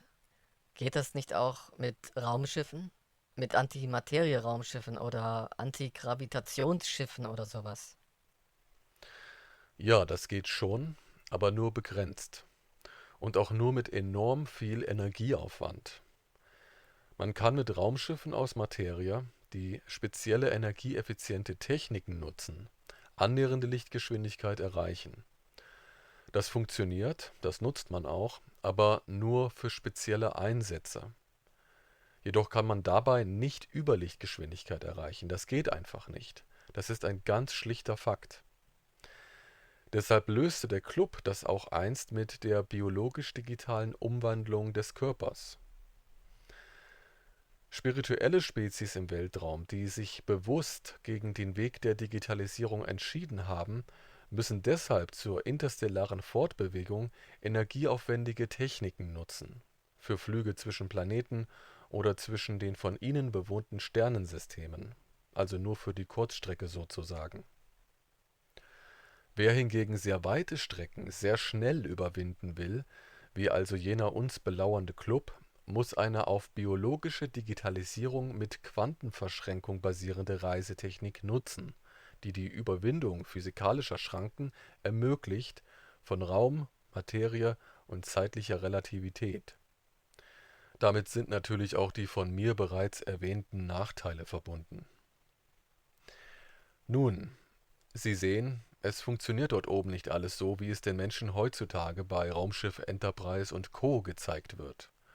Überlichtgeschwindigkeit funktioniert nicht, auch nicht mit der sogenannten Antigravitation, die sowieso nur auf und in der Nähe von Himmelskörpern für einen gefahrlos beschleunigten Flug oder zum schnelleren Navigieren verwendet wird. Überhaupt Lichtgeschwindigkeit. Ich glaube, keiner kann sich überhaupt vorstellen, wie schnell Lichtgeschwindigkeit oder auch nur annähernde Lichtgeschwindigkeit ist. Wie verrückt schnell das ist. Nur mal so gesagt, weil ja die meisten Menschen heutzutage glauben, das sei mal so ganz nebenbei zu erreichen, durch irgendeinen Antrieb mit einer Laser-Plop-Quarks-Kavum-Technik, die den Raum zusammenstaucht oder sowas. Antimaterie oder die in Science-Fiction-Filmen dargestellte Stauchung des Raumes funktionieren für Überlichtgeschwindigkeit nicht. Raumstauchung ist energietechnisch sowieso absoluter Unsinn und gar nicht durchführbar. Das ist physisch einfach so, egal wie zukunfts- und entwicklungsgläubig man da ist. Es ist absoluter Humbug und Augenwischerei, davon zu sprechen. Oder von Wurmlöchern oder schwarzen Löchern, mit denen man in einen anderen Bereich des Weltraums gelangt. Diese Idee ist zwar populär heutzutage, aber stumpfer Unsinn der Science-Fiction. Und wenn führende Wissenschaftler Hoffnung gegenüber dieser Art des Herumreisens in Aussicht stellen, ist es teilweise bewusste Falschaussage, damit die Menschheit eine Zukunft interessant findet, die der Forscherclub dann irgendwann den Menschen vorstellt, aber dann nur anbieten kann als interstellaren Raumflug mittels digitaler Quantenverschränkung. Es gibt einfach keine Möglichkeit, mit Antigravitation, Raumstauchung, Antimaterieantrieben etc. Überlichtgeschwindigkeit zu erreichen. Antigravitations- und Antimaterieantriebe funktionieren zwar im kleinen Maßstab, wenn es um Unterlichtgeschwindigkeit geht, verschlingen aber enorme Energie. Hinzu kommt, dass bei Raumfahrt mit Materie auch die Probleme der zeitlichen Relativität oder physischer Beeinträchtigungen im Weltraum nicht beseitigt sind. Die bleiben bestehen. Ja, aber was macht man denn dann? Gibt es andere Möglichkeiten zu reisen? Ja, natürlich. Über die populärste, die Digitalisierung, habe ich ja gerade gesprochen. Eigentlich ist es die einzige Reisemethode für den gigantischen Weltraum. Und sie ist sehr effektiv. Also Digitalisierung oder biologische Digitalisierung, um die Möglichkeit zu haben, durch das All reisen zu können. Ja, und was steckt dahinter? Wie funktioniert das? Also, Wesen, die sich digitalisieren lassen wollen, müssen etwas von sich aufgeben. Etwas, das man das Bauchhirn nennen könnte. Genau genommen gibt man dieses Bauchhirn nicht sofort auf bei der Digitalisierung, aber auf Dauer kann dieses Bauch- oder auch Darmhirn, also ein spezieller geistiger Anteil eines Wesens, nicht digital für alle Zeiten gespeichert werden. Und ohne Bauchhirn zerfleddert irgendwann auch das Herz, die Seele, die nur aus Quanten besteht. Nach einer Weile beginnt sich dann etwas vom Bewusstsein aufzulösen. Und das war und ist ein Riesenproblem für diesen technisch überlegenen Club. Denn auf diese Probleme stießen sie erst tausende Jahre später, nach ihren ersten Digitalisierungen. Sie wissen bis heute nicht, wie man das Problem vollends lösen könnte. Man kann bei diesem biologisch-technischen Problem auch von einem fehlenden Zusammenhang sprechen, denn niemand kann Spuren finden, die überhaupt verlässlich erklären könnten, was bei der Digitalisierung und der späteren Zersetzung des Bewusstseins wirklich schiefläuft. Die molekularen und atomaren Strukturen sind in Ordnung. Man sieht nur, dass es etwas mit den Quantenanteilen des Bewusstseins zu tun hat, mit der Seele, wenn Sie so wollen, beziehungsweise dem spirituellen Teil, also dem reinen Ich eines Lebewesens. Dort scheint bei der Umwandlung möglicherweise etwas ausgelassen zu werden, was dann später irgendwann zu dem Zerfall führt. Deshalb gehen Sie davon aus, dass die Digitalisierung den originalen Zustand nicht wirklich repliziert, also bei der Umwandlung des biologischen Körpers in eine digitale Struktur und dann wieder zurück in daraus replizierte biologische Materie. Sie glauben, dass dabei sozusagen ein Loch in die Quanteninformation des Geistes gerissen wird, weshalb sich dann spezifische Quanten des Geistes Stück für Stück verflüchtigen, bei dem einen früher, bei dem anderen später. Dieses Loch wird größer und größer, ähnlich wie bei der Zersetzung und Auflösung einer biologischen DNA, wie wir sie haben, wenn die Telomere einer biologischen Zelle aufgebraucht sind und so die Erbinformationen nicht mehr komplett gelesen werden können und somit DNA-Abschnitte Defekte bekommen, bis die Erbinformation irgendwann nicht mehr korrekt arbeitet. Dann spätestens sterben wir. Der Forscherclub weiß bei seinem Problem allerdings überhaupt nicht, was die Bewusstseinszersetzung im Detail auslöst und wieso der Zerfall bei jedem so unterschiedlich verläuft. Sie können dem Prozess nur entgegenwirken, indem sie anderen intelligenten Lebewesen deren Bewusstseinsquanten entnehmen bzw. entleihen und diese Quanten ihren replizierten biologischen Körpern längere Zeit oder auf Dauer anheften. Es ist wirklich ein Dilemma für diese Wesen, und der Grund für ihre Lage liegt ironischerweise in ihrer Sicht auf die Natur, dass sie die wahre Natur der Welt nicht erkennen, dass jedes Quantensystem irgendwann sowieso nach Auflösung trachtet und nichts für ewig hält. Was die machen, hört sich ja schauerlich an. Ja, in der Tat, aber der Prozess läuft nicht etwa so ab, dass das digitalisierte Individuum einfach plötzlich vollständig seine Quanten verliert, also sozusagen bewusstseins- oder seelenlos wird. Man muss diesen Vorgang vielmehr so beschreiben, dass das Wesen, also nur von den Quanten seines Bewusstseins her gesehen, zuerst immer mehr und mehr von seinen Quanten verliert, also langsam zu verfaulen beginnt, geistig zu verfaulen. Also nicht wirklich verfault, sondern mehr wie bei eingekochtem Obst, das nach einer langen Zeit im Einmachglas oder der Dose nie mehr wirklich frisch herauskommen kann. Das Obst kann sich zwar sehr, sehr lange halten, ist im Grunde auch in Ordnung, doch eigentlich sind seine Frische und die wichtigen energetischen Prozesse zum Erliegen gekommen. Die Seele verliert an Kraft. Verstehen Sie in etwa, wie ich das meine? Ja, ich kann mir vorstellen, was Sie meinen. Aber was bedeutet verfault? Meinen Sie damit eine sinnbildliche Entsprechung? Ja und nein. Dies beschreibt ganz gut den irgendwann einsetzenden Bewusstseinszerfall in diesem digitalen Zustand. Irgendwann beginnt sich der Abbau zu beschleunigen. Die Bewusstseinsquanten bauen sich immer mehr ab und verflüchtigen sich. Man könnte vom Wohlgeschmack des Geistes oder der Seele sprechen, der sich da abbaut. Andere wiederum würden sagen, der freie Wille schwindet. Wieder andere würden sagen, die Intuition löst sich auf, das Maschinelle und rein Molekulare bleibt übrig.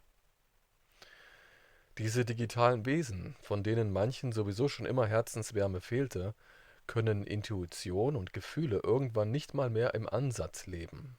Und zunehmend fehlt ihnen auch eigener handelnder Geist. Viele trieb dies in der Frühzeit dieser Digitalisierungstechnik in den Wahnsinn und schließlich in den Selbstmord, von dem dringlichst abzuraten ist, weil sich aufgrund der Digitalisierung ein digitales Wesen niemals wirklich vollständig von der Materieanbindung lösen kann, somit nach einem Selbstmord zerstreut in einer Art eindimensionalen Zwischenwelt neben uns weiter existiert, ohne Aussicht auf Wiedergeburt, also ohne Wiederkehr der eigenen Bewusstseinsquanten in einem neuen biologischen Körper, gefangen als umherirrende ungeistige Wesen, die als unsichtbare Parasiten die Frequenzmuster von Lebewesen in Dimensionsebene 1 bis 4 destabilisieren. Diese ungeistigen Wesen sind nicht harmlos, sie sind überall anzutreffen und sie hängen am liebsten an kranken oder schwachen Individuen. Man darf sie aber nicht mit den Dämonen verwechseln, die einst in Dimensionsebene 4 bis 6 existierten. Sie brachten sich selbst um? Ja, weil die Haltbarkeit auch eines eingekochten Obsts irgendwann mal abläuft und unerträglich wird und sie dann ihr Glas aus lauter Fauligkeit einfach aufmachen mussten. Die meisten jedoch bleiben in ihrem Glas, trotz ihrer absoluten Ungenießbarkeit, weil sie, wie schon erwähnt, im letzten Moment Methoden fanden, womit sie ihrem Zustand stabile Linderung verschaffen konnten. Also das Ausleihen bzw. Abmelken unserer Bewusstseinsquanten. Sie wissen jedoch, dass ihnen etwas fehlt und dass es auf Dauer keine Lösung ist. Sie sind wahrlich verloren und vergoren, stinkig bis zum Himmel. Das ist ja schrecklich. Und die Lösung für sie sind Quanten von anderen Lebewesen? Ja, sie fanden Wege, andere intelligente Wesen mit großem freien Willen und Intuition in ihren reinen Erfahrungen und Gefühlen anzuzapfen, um etwas von ihren Bewusstseinsquanten, also ihrer Seele, abkriegen zu können. Das sind schlimme Auswüchse, aber sie werden geduldet. Dasselbe taten auch die Dämonen, die in Dimension 4 bis 6 gefangen waren, beziehungsweise von der KI gehalten wurden und nun gefallen sind. Sie vollzogen den dreistesten und am besten getarnten Quantenvampirismus, weil sie sich oft an die Individuen des saugenden Forscherclubs mit anhafteten und unbemerkt als zweiter Vampir mitsaugten. Dabei ging es den Dämonen aber nicht um Quanten zum Erhalt des eigenen Bewusstseins, sondern um über diese abgesaugten Quanten das Bewusstsein und die Gefühlswelt jener Menschen direkt beeinflussen zu können. Die Spezies des Forscherclubs merkten von diesem Mitsaugen der Dämonen nichts. Warum wird das zugelassen unter diesen Spezies? Gab es da bei dem Forscherclub keine Aufsicht, die das unterband? Aus ethischen Gründen? Nein, die Linderung hatte einfach Vorrang und die Technik darum hatte sich unkontrolliert und unwiderruflich in solcher Art weiterentwickelt, dass man es nicht einfach wieder lassen konnte. Und schließlich war dieses An- und Absaugen von Quanten ja die einzige Möglichkeit, eine Entlastung zu bekommen. Das Absaugen selbst war ja zudem nur eine Art Melken, kein direktes Töten. Heißt das, dass sich derzeit alle Außerirdischen dieses Clubs bei den Bewusstseinsquanten anderer intelligenter Lebewesen des Weltraums bedienen, um sich wieder besser fühlen zu können? Ja, aber nicht um sich besser, sondern um sich sozusagen überhaupt wieder fühlen bzw. frisch fühlen zu können. Es ist so ähnlich, wie wenn man auf Flüssigkeitszufuhr verzichten müsste. Deshalb habe ich im vorherigen Interview auch den Vergleich mit Milch gebracht. Eine Milchflüssigkeit aus Quanten sozusagen, die sie von uns melken und dann begierig trinken. Überspitzt könnte man für diese Wesen auch den Vergleich anbringen, dass es wie beim menschlichen Organismus ist, der von einem bestimmten evolutionären Standpunkt aus gesehen so geartet ist, dass er ab und zu mal ein frisches Stück Fleisch benötigt, um genügend Zellenzyme zu bekommen, die lebensnotwendig sind, weil man sie ab einem bestimmten Alter weniger selbst produziert, wie zum Beispiel das Coenzym Q10, das nur in rohem oder rotem Fleisch in ausreichenden Mengen vorkommt und ohne das die Zellen des menschlichen Körpers stärker altern und wahrlich an Lebensenergie verlieren würden. So in etwa kann man das vergleichen, auch wenn diese digitalen Wesen natürlich wesentlich mehr Energie benötigen. Also nicht ab und zu mal ein Stück Fleisch, sondern sie saugen dauerhaft, sie melken dauerhaft. Und an jedem Menschen hängen mehrere Individuen des Clubs. Aber Menschen und andere intelligente Lebewesen sind doch kein Stück Fleisch. Ja, und deshalb melken die ja nur. Wir sind Kühe. Und veralbernd könnte man sagen, sie sind intergalaktische Ziegen, die keine eigene Milch mehr geben. Deswegen nehmen sie von uns spirituell quantenreichen irdischen Zuchtkühen. Ziegen geben sowieso nicht viel Milch, daher passt dieser Vergleich auch gut zu der Biologie vieler dieser halbherzigen Spezies, weil sie eh nur wenig eigene Seele haben, also Milch haben. Deshalb habe ich im ersten Interview auch schon diesen persiflierenden Vergleich zu Ziegen gezogen, wobei man aber spitzfindig den Begriff Ziege auch noch in einem anderen Bezug sehen sollte, wenn Sie verstehen, was ich meine. Das Abmelken von Quanten bei bewussten, intelligenten Lebewesen ist zwar nicht lebensbedrohlich, aber auslaugend, stressig, seelisch auslaugend, wenn man so sagen will. Aber der Club muss es machen. Die brauchen Bewusstseinsquanten. Es werden ja auch nur intelligente, spirituelle Spezies gemolken, deren digitaler Adel mit dem Club vereinbart hat, deren Spezies digital werden zu lassen. So bekommen diese adligen Herrscher der jeweiligen betreffenden intelligenten Spezies auch immer besondere Vorteile zugeschrieben und werden unter anderem auch schon vorher in das Digitalisierungsprogramm aufgenommen, sind also längst zu digital existierenden Wesen umgewandelt worden. Und die zu melkende Spezies zahlt sozusagen mit ihrem Gemolkenwerden dafür, dass sie später selbst digital wird und andere melken wird. So wird von dem Club eine bestimmte moralische Ebene eingehalten, ein Geben und Nehmen sozusagen. Das sind Organisierte Parasiten mit Moral. Das ist ja grauenhaft. Natürlich ist das grauenhaft. Vor allem, weil das Melken im Austausch dafür steht, die Menschheit eines Tages in den Club dieser Forscher und Entdecker einzubringen. Aber in Wahrheit müsste die Menschheit selbst entscheiden können, was sie will, nicht irgendein verborgener digitaler Herrscher, also ein uraltes, unsterbliches Adelsgeschlecht, das aus der ersten hochtechnologischen Zivilisation der Menschheitsgeschichte stammt, vor zahlreichen Tausenden von Jahren. Der bzw. die haben das nämlich entschieden. Das ist ein Verbrechen an der eigenen Spezies. Diese Herrscher tun seit vielen Jahrtausenden alles dafür, die Menschheit in diese digitale Richtung zu stoßen. Ein Adelsgeschlecht, dem erzählt wurde, dass analog biologische Menschen faulig seien, dass wir verfaulendes, stinkendes Fleisch seien, das deshalb noch nicht mal in der Lage ist, richtig denken zu können. Dieser Adel wurde damals vom Club so abgerichtet, dass sie glaubten, digital zu sein sei das wahre Paradies. Seit einiger Zeit wissen sie aber, dass nicht wir fauliges, alterndes, ranziges Fleisch sind, worüber sie sich lange arrogant oder heuchlerisch betrauernd lustig machten, sondern dass vielmehr sie es sind, die vergehren. Ihre Seele vergehrt in ihrem digitalen Perfektionskörper. Da kriegt man ja irgendwie Mitleid. Aber wäre es nicht sowieso richtig, dass der Adel oder Club jeden Menschen einzeln fragt, wie er sein möchte? Also digital oder analog? Ja, könnte man, aber das führte zu sehr komplizierten Auseinandersetzungen und Uneinigkeiten mit nahezu jeder Spezies im Weltraum.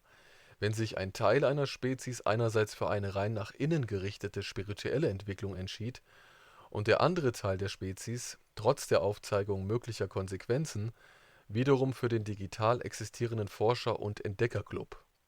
Das führte zu unnötiger Zerstörung und es ergaben sich erbitterte Kriege innerhalb einer Spezies und zu anderen Spezies oder zum Forscherclub. Unerwartet gewannen schließlich jene spirituellen Spezies die kriegerischen Auseinandersetzungen, die auf ihren wenigen Planeten und in ihren wenigen besiedelten Sternensystemen spirituell forschten. Es wurden im Anschluss Verträge gemacht, die seitdem fast nie gebrochen wurden. Seitdem steht in der Satzung des uns belauernden Forscherclubs, dass eine Spezies vollständig bestehen bleiben muss. Das heißt, man darf sie nicht in unterschiedliche Entwicklungsstränge aufspalten, denn das birgt für alle Spezies des Weltraums Gefahren. In welche Richtung eine Spezies dann aber gehen soll, ja, darum darf und kann dann gerungen werden. Und der Club hat dabei die besseren Karten. Er wendet alle Mittel und Tricks an, um seine Philosophie auf allen bewohnten Planeten oder Monden durchzusetzen. Und mitten in diesem Interessenfeld und Reglement stehen auch wir als Menschheit. Richtig. Allerdings ist die Rolle der Menschheit nochmal eine viel kompliziertere und auch eine komplexere Situation, wie ich das ja schon im ersten Interview beschrieben habe, da der Forscherclub und auch einige andere Clubs des Universums noch nicht erkannt haben, was die Menschheit in Wahrheit ist und für was sie einst stehen wird: für die Befreiung aus dem siebendimensionalen Gesamtgefängnis. Sie ist nicht einfach eine weitere Spezies, um die gekämpft und gerungen wird, sondern sie fertigt den Schlüssel zum Ausgang an. Doch das können derzeit noch nicht mal andere spirituelle Wesen im Universum eindeutig erkennen. Die digitalisierten Spezies des Forscher- und Entdeckerclubs erst recht nicht, geschweige denn verstehen, weil sie eine völlig andere Herangehensweise an das Leben und die Existenz haben, obwohl ihnen bereits seit langem klar ist, dass sie mit ihrer Lebensweise etwas Wichtiges in sich aufgegeben haben. Kann man mit denen nicht darüber sprechen? Sprechen schon, aber zugeben und zurückziehen und das Ganze abändern wohl eher nicht. Weil es auch nicht geht, sich daraus zurückzuziehen. Die müssen weitermachen. Das ist ihre Lebensgrundlage und die können sie nicht einfach aufgeben, sonst sterben sie. Und sterben wäre eine grauenhafte Option für diese Wesen, weil sie ja wissen, dass dann noch etwas Schlimmeres mit ihren Quanten und ihrem Bewusstsein passieren könnte. Nun, Es war und ist eben ihre Philosophie und Ideologie, obwohl alles nur noch eine echte Sackgasse, eine Pleite ist. Und sie wissen das. Aber es ist eben wie es ist. Und solange es so eben geht, machen sie weiter. Insgeheim hoffen sie eigentlich auf eine Lösung, die ihnen irgendwann und irgendwie in den Schoß fallen würde. Ja, dann scheint es ausweglos zu sein. Ja, das ist es. Ein grauenvolles Dilemma. Aber jetzt mal rein von der Funktion. Wie funktioniert denn jetzt dieses digitale Reisen durch den Raum? Dafür sollte ich vielleicht erstmal etwas vorwegschicken. Das digitale Existieren und das daraus hervorgegangene quantenverschränkte Reisen durch den Raum wurde im Kosmos als erstes nicht von dem jetzt existierenden Forscherclub verwendet, sondern davor bereits von einer Gruppe von Spezies genutzt, die seit langem, seit über 2 Milliarden Jahren verschwunden sind. Sie verschwanden spurlos. Wohin sie verschwanden, weiß der herrschende Forscher und der Entdeckerclub nicht. Sie vermuten offiziell, dass diese vielen Spezies einfach ausstarben, aus welchen Gründen auch immer. Vielleicht, weil sie ähnliche Probleme mit ihrer digitalen Existenz hatten, vermutet der Club. Doch dass eine so große Menge unterschiedlicher Spezies mit solch komplexen Fähigkeiten einfach ausstarb, ist fragwürdig.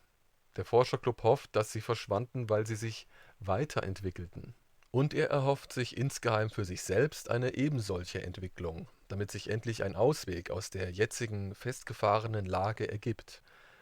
Doch lediglich die spirituell lebenden und forschenden Spezies des gegenwärtigen Kosmos, die sich nur auf ihren Planeten und in ihrem Sonnensystem aufhalten, ahnen ungefähr, wo diese vorangegangenen, verschwundenen Spezies hin sind und was mit ihnen passierte. Und wo sind sie hin? Sie stiegen durch ihre quantenverschränkenden Techniken in höhere Dimensionen auf und verschwanden völlig aus Dimensionsebene 1 bis 4. Wissen Sie schon, wen ich meine? Damals, vor Milliarden von Jahren, gab es nur Spezies, die ausschließlich mit Quantenverschränkung durch den Weltraum reisten. Eine andere geistige Strömung, die das Innerste des Seins erforschte, gab es damals nicht. Wer diese Spezies sind, darauf komme ich gleich zu sprechen. Von diesen verschwundenen Spezies erzählten Sie ja bereits kurz im vorangegangenen Interview, soweit ich mich erinnern kann. Ja, davon sprach ich. Nun, also, Sie wollten jetzt erst einmal wissen, wie die Technik des quantenverschränkten Reisens funktioniert. Vergessen Sie alles, was Sie in bestimmten esoterischen oder halbesoterischen Büchern über außerirdische Reisende, Menschen, die angeblich mit Außerirdischen zu den Sternen reisten, oder über Zeitreisende, schwarze Löcher oder Raumkrümmung oder Wurmlöcher und überlichtschnelle UFOs gehört haben.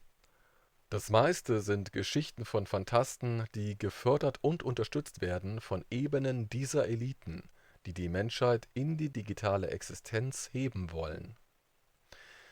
Deshalb gibt es auch so viele unterschiedliche Geschichten darüber, wie die Aliens angeblich sind, mit welchen Antrieben und Techniken sie interstellar reisen und wie sie miteinander organisiert sind. Alles nach Manier von Raumschiff Enterprise und Co.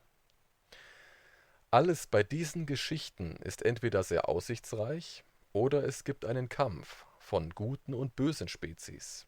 Aber immer gibt es eine vielversprechende Zukunftsaussicht für die Menschheit, im Gegensatz zu all dem jetzt auf Erden herrschenden Grauen.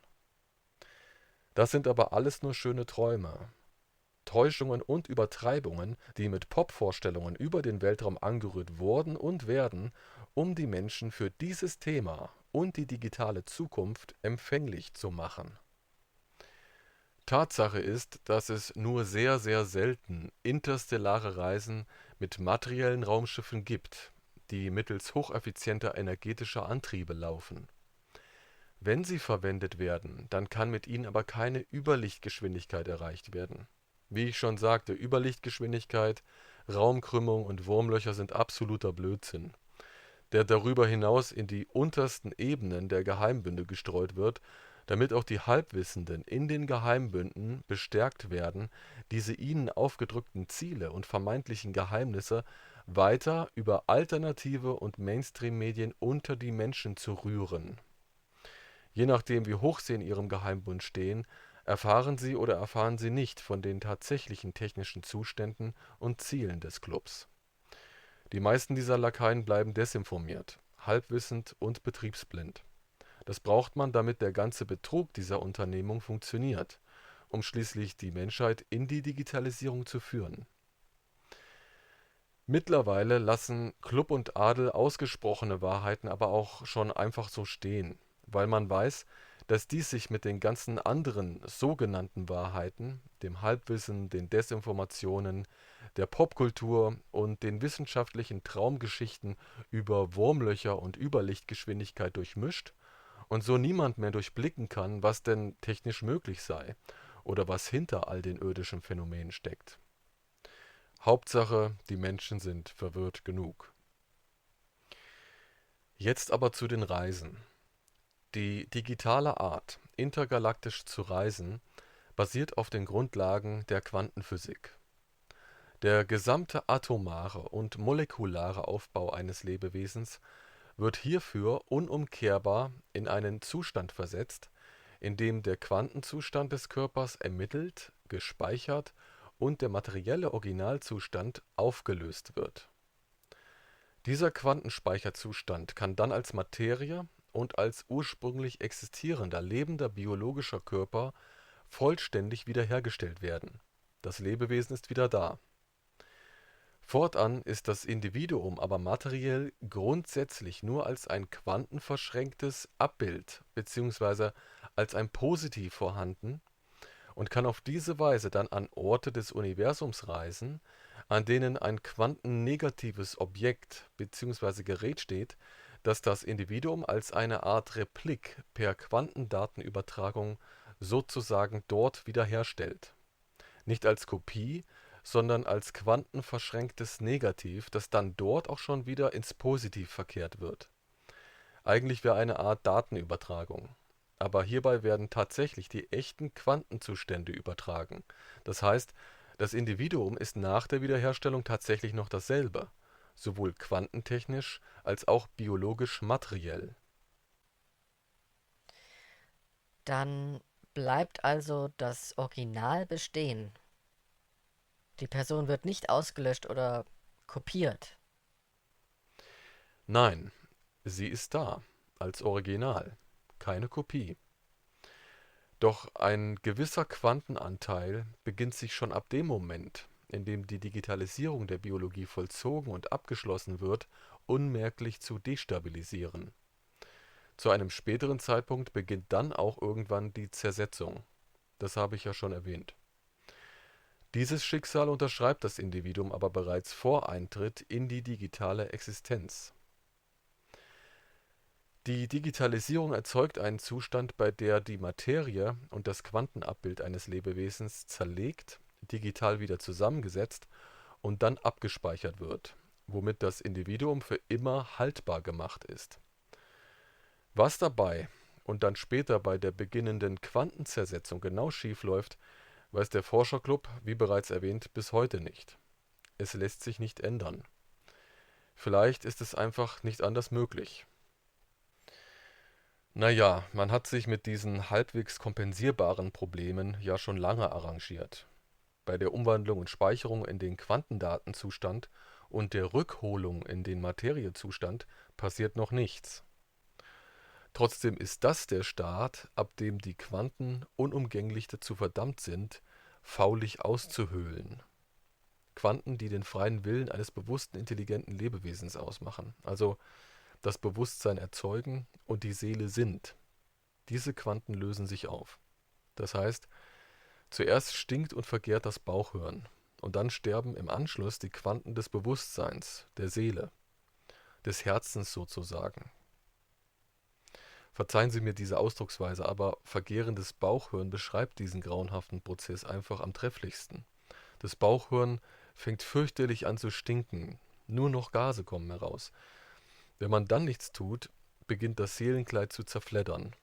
Intuition, freier Wille bauen ab. Dieser Auflösungsprozess setzt nicht ein oder hängt davon ab, wie viel oder wie lang man schon quantenverschränkt existiert oder reist, sondern von der Stabilität des eigenen Bewusstseinsquantenfeldes. Meist gibt es nach Jahrtausenden irgendwann einen Tag, eine Stunde, in der der Zersetzungsprozess plötzlich beginnt und dann irgendwann auch enorm beschleunigt. Das kann früher oder später beginnen, für manche schon nach wenigen Jahrhunderten. Wenn man Glück hat, erst nach Hunderttausenden bis Millionen von Jahren. Aber wenn es beginnt, ist das der Anfang der Abhängigkeit von anderen Individuen, die die Quanten des freien Willens noch haben. Oder besser gesagt, noch ihr volles, unangetastetes, analoges Bewusstseinsquantenfeld besitzen, wie zum Beispiel wir Menschen. Wieso müssen die sich an ein Wesen hängen, das den freien Willen hat? Die intuitiven Vorgänge bzw. Prozesse des freien Willens eines jeden bewusst intelligenten Lebewesens hängen von Schwankungen innerhalb des eigenen Bewusstseinsquantenfeldes ab. Dieses Quantenfeld stammt aus einer Ebene der Existenz, das man hyperdimensionales Quantenbewusstsein nennt, die Quelle eines jeden Bewusstseins.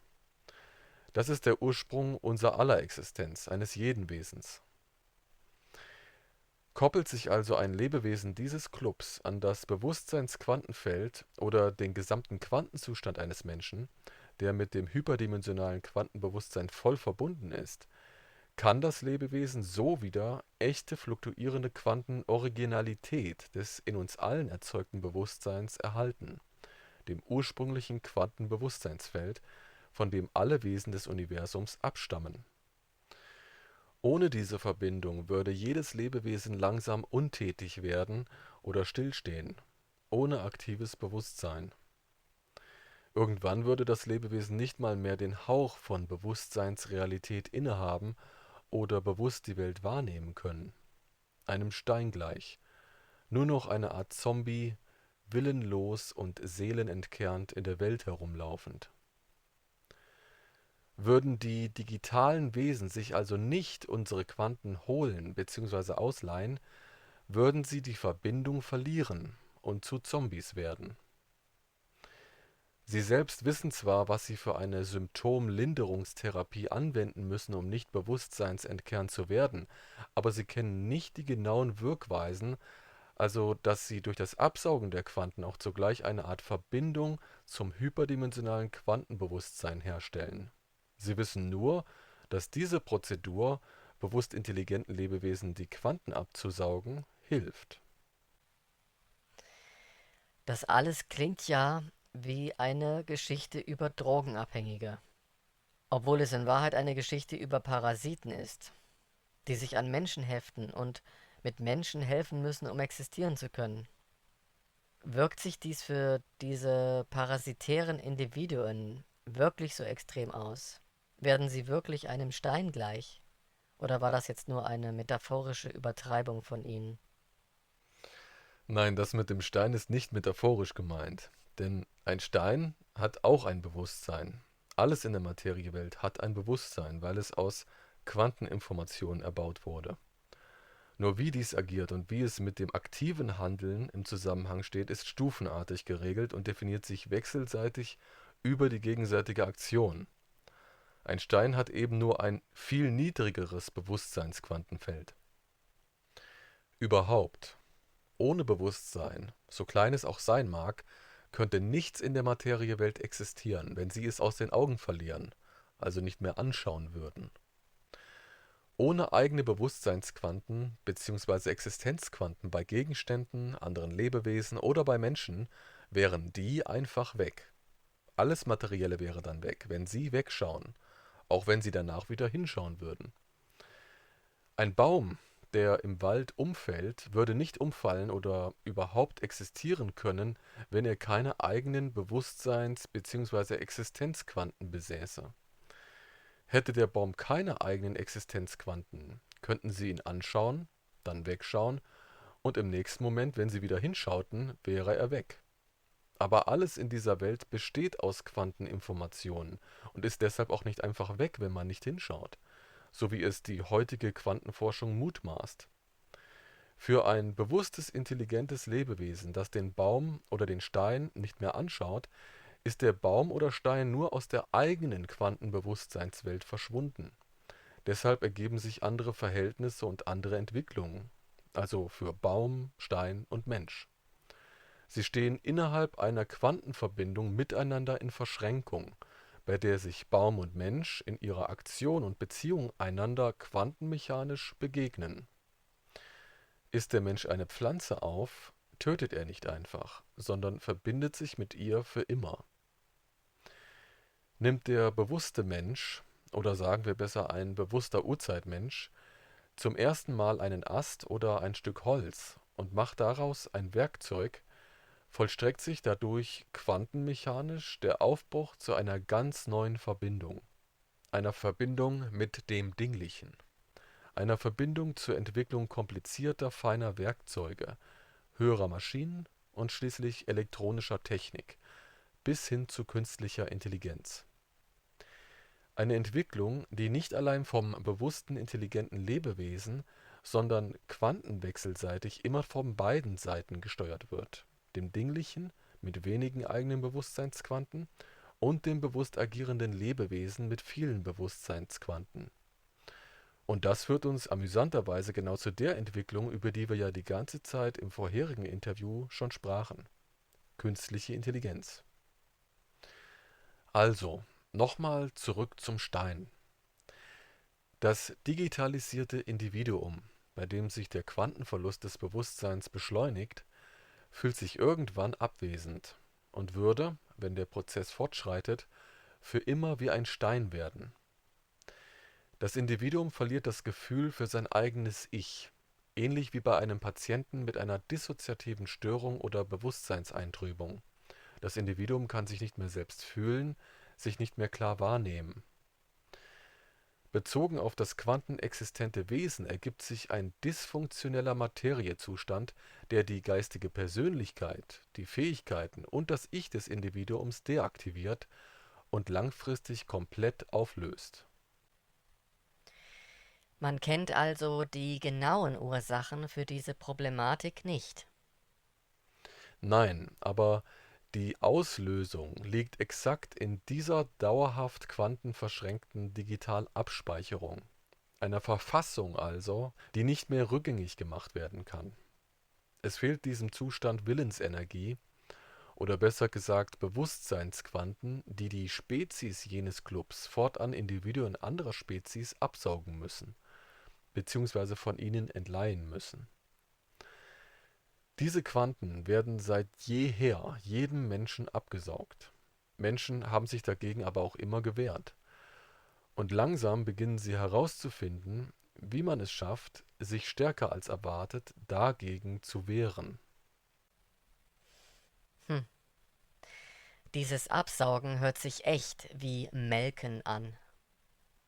Ja, und der Vorgang dieses Melkens ist eine völlig technisierte Angelegenheit und hat nichts mit mystischem Hokuspokus, Hexerei, Esoterik oder Aberglauben zu tun. Es ist so banal und real wie die greifbare Funktionsweise eines jeden technischen Prinzips. Da steckt eigentlich gar nichts Kompliziertes dahinter, wenn man weiß, wie man Lebewesen lenken, ausnutzen, manipulieren und belasten muss, um die Quanten absaugen zu können. Wichtig ist, dass die Individuen, von denen abgesaugt wird, einem verlockenden Prinzip unterworfen werden, bei dem ihr Ego die Kontrolle über ihr Handeln und Denken übernimmt. Dann kann das parasitäre Wesen sich ankoppeln und die Quanten des freien Willens energetisch abzapfen, also die Bewusstseinsquanten abernten oder ausleihen. Man könnte die Bewusstseinsquanten auch Seelenquanten nennen. Wie ich schon erwähnte, haben die Individuen jenes uns belauernden Clubs diese schändliche parasitäre Prozedur für sich in einer pragmatischen Denkweise umgedeutet und philosophisch-moralisch gerechtfertigt. weil die Menschheit eines Tages ja selbst den Bedarf hätte, anderen Wesen im Kosmos die Quanten abzusaugen. So treten die Menschen schon jetzt sozusagen in Vorleistung. Der Zweck heiligt also die Mittel, eine Hand wäscht die andere. Außerdem gäbe es ja auch keine andere Lösung für dieses Problem, was für einige der Clubspezies nach Bestimmung oder einem unsichtbaren, naturgegebenen Reglement zur weiteren Ausdehnung dieser parasitären Lebensweise aussieht. Warum sprachen Sie gerade neben Abernten auch noch vom Ausleihen von Seelenquanten? Gibt es da einen Unterschied? Leihen sich manche Wesen von Menschen Quanten einfach nur aus und geben sie dann irgendwann zurück? Nein, sie geben sie nicht zurück, jedenfalls nicht freiwillig. Jedes angezapfte Individuum kann sich jedoch seine Bewusstseins- oder Seelenquanten zurückholen, wenn es die übrigen Quanten seines freien Willens aktiviert.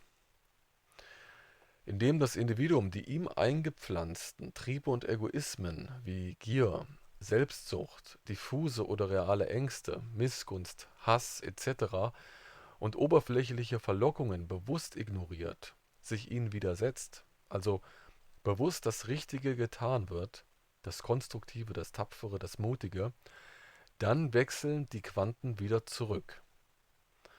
Wenn man das durchhält und standhält, ist es so, als ob man die gestohlenen Quanten, manchmal mitsamt der darin enthaltenen Energie, wie an einer langen Schnur vom Absauger zu sich zurückholt. Das bringt den Absauger völlig ins Rotieren, wortwörtlich, der natürlich dann kämpft, sie nicht zu verlieren, doch oft muss er sie dann einfach zurückgeben, weil sie dem Absauger auf Dauer dann mehr Schwierigkeiten als Nutzen bereiten würden, wenn er sie krampfhaft bei sich behielte. Deshalb sagte ich ausleihen, weil es sein kann, dass ein bewusstes, intelligentes Lebewesen sich seine Quanten zurückholt. Warum hat man nichts getan gegen den Bewusstseinsmangel, wenn ich es mal so nennen darf? Also, warum haben die Spezies dieses Clubs keinen anderen Ausgleich oder Lösung gefunden? Warum macht man so weiter wie bisher? Dass man glaubt, diese Art der parasitären Aushöhlung und digitalen Anpassung anderer Spezies an den Club sei naturgegeben. Wie gesagt, das gründet sich auf ihrer Philosophie und Ideologie, der Umdefinition und passenden Zurechtstutzung ihrer moralischen Ansichten. Auch weil sie dabei feststellten, dass sie die Individuen einer Spezies, denen sie den freien Willen absaugen, also die Quanten ihres Bewusstseins bzw. ihrer Seele nehmen, auf diese Weise auch besser unter die Kontrolle ihres Digitalisierungsprogramms bekommen. Man kann eine solche Spezies wie die Menschheit, die durch das Absaugen einen eingeschränkteren freien Willen hat, dann auch viel leichter dazu bringen, sie zum Eintritt in den Forscherclub zu bewegen. Der Club begründete es somit auch ganz nach dem Motto: Je besser man einer Spezies den freien Willen absaugen kann, desto eher ist sie auch dafür bestimmt, zu ihnen gehören zu sollen. Er definierte es ideologisch und philosophisch für sich also so dass je leichter man einer Spezies den freien Willen nehmen könne, desto deutlicher sei es auch, sie zu einer Spezies des Clubs machen zu müssen, weil eine höher spirituelle Entwicklung eher ausgeschlossen sei. Wehrt sich eine Spezies also ohnehin nicht dagegen, wäre es nach Meinung des Clubs ein gegenseitiges Erfüllen, das der Club in einer Art Vorbestimmung somit einhalte. In dieser Definition hat es der Club auch in seine philosophische Ideologie einzementiert. Das klingt für diese Art von Wesen, die ja so hochintelligent sein sollen, irgendwie ganz selbstgerecht und abschweifend. Irgendwie völlig unlogisch, inkonsequent. Ich dachte, die sind alle urteilsgenau und hochintelligent. Haben die sich mit so einer Einstellung nicht von den eigenen intellektuellen Prinzipien verabschiedet? Ja schon, das hat aber geschichtliche Ursachen, die sich innerhalb des Clubs abspielten. Die philosophischen Ansichten und die Interpretationen über die Sinnhaftigkeit und Bestimmung des Clubs legten allein die pragmatisch-intellektuellen Gründerspezies fest, aber es sind sehr viele unterschiedliche Spezies mittlerweile. Einige von ihnen kommen der Intelligenz der Gründerspezies nahe, andere wiederum nicht, wurden aber intellektuell durch die Digitalisierung aufgewertet, behielten dabei aber ihre emotionale Sprunghaftigkeit. Und das floss natürlich in die Änderung des Clubs mit ein, vor allem als man sich jenen Problematiken der Quantenzersetzung ausgesetzt sah. Aha. Okay, dann sagen wir, widerspricht das nicht den logischen Prinzipien der hochintelligenten Spezies dieses Clubs. Doch natürlich, hier beißt sich die Katze ja in den Schwanz. Die Spezies mit sehr hohem Intellekt wissen längst, dass sie Fehler bei der Gründung ihres Clubs machten. Die hohe Intelligenz der wenigen Gründerspezies beweist sich jetzt aber eher dadurch, dass sie zumindest wissen, wie man ausharren und den Status quo halten kann, um nicht sterben zu müssen. Deshalb ist ihr Club ja jetzt auch intellektuell so pragmatisch ausgerichtet. Und dafür brauchen sie andere Wesen, die sie angliedern können, weil sie diese anzugliedernden Wesen vorher auf Quantenebene sehr lange effektiv aussaugen können. Sie ziehen den Prozess der Angliederung oft selbst künstlich in die Länge. Das wiederum wissen aber selbst nur die offiziellen Eingliederungsstrippenzieher innerhalb des Clubs. Hm, eine ziemlich verzwickte Entwicklung. Jetzt komme ich aber nochmal auf die Frage zurück, die ich eben bereits stellte und wo Sie schon gerade dabei waren, sie zu beantworten. Das brennt mir einfach auf den Nägeln. Wie sieht das mit dem intergalaktischen Reisen dieses Clubs aus? Man beamt sozusagen von einem Ort zum anderen, in ein und demselben Moment? Ja, man wechselt innerhalb eines Augenblicks an einen anderen Ort. Das ist aber kein Beamen von Materie, sondern funktioniert auf anderen Grundlagen. Quantengrundlagen, die man der Menschheit schon heute neuronal über große Physiker und Entwickler eingegeben hat, weil man sie ja in den kommenden Epochen auf ihre digitale Umwandlung einstimmen muss. Und einen längeren Flug gibt's dann nicht. Es gibt also keine Raumschiffe. Nur Geräte, durch die man von einem zum anderen Ort übertragen wird. Eigentlich wird man nicht übertragen, wie Daten, sondern man kommt tatsächlich in derselben Quantenstofflichkeit an, einem Negativ, das dann bei der Ankunft auch schon wieder digital uminterpretiert wird, ins ursprüngliche Positiv. Um auf diese Weise reisen zu können, ist aber die vorher mit dem Körper vollzogene digitalbiologische Speicherung vonnöten. Nur so können sie überhaupt zu weit entfernten Orten reisen oder aber gezwungenermaßen ewiges Leben erlangen. Ob man manches daran als Vor- oder Nachteil sehen will, ist jedem selbst überlassen. Digitalisierung ist Segen und Fluch zugleich. Jede Strecke kann also in einem Augenblick zurückgelegt werden, egal wie weit das Ziel entfernt ist. Ja, aber man nutzt auch Raumschiffe, virtuelle Raumschiffe. Ach, jetzt doch Raumschiffe. Ja, diese sogenannten Raumschiffe benötigt man, um an Orte gelangen zu können, die zwischen miteinander quantenverschränkten Orten liegen, wo also keine Sende- und Empfangsgeräte aufgestellt sind.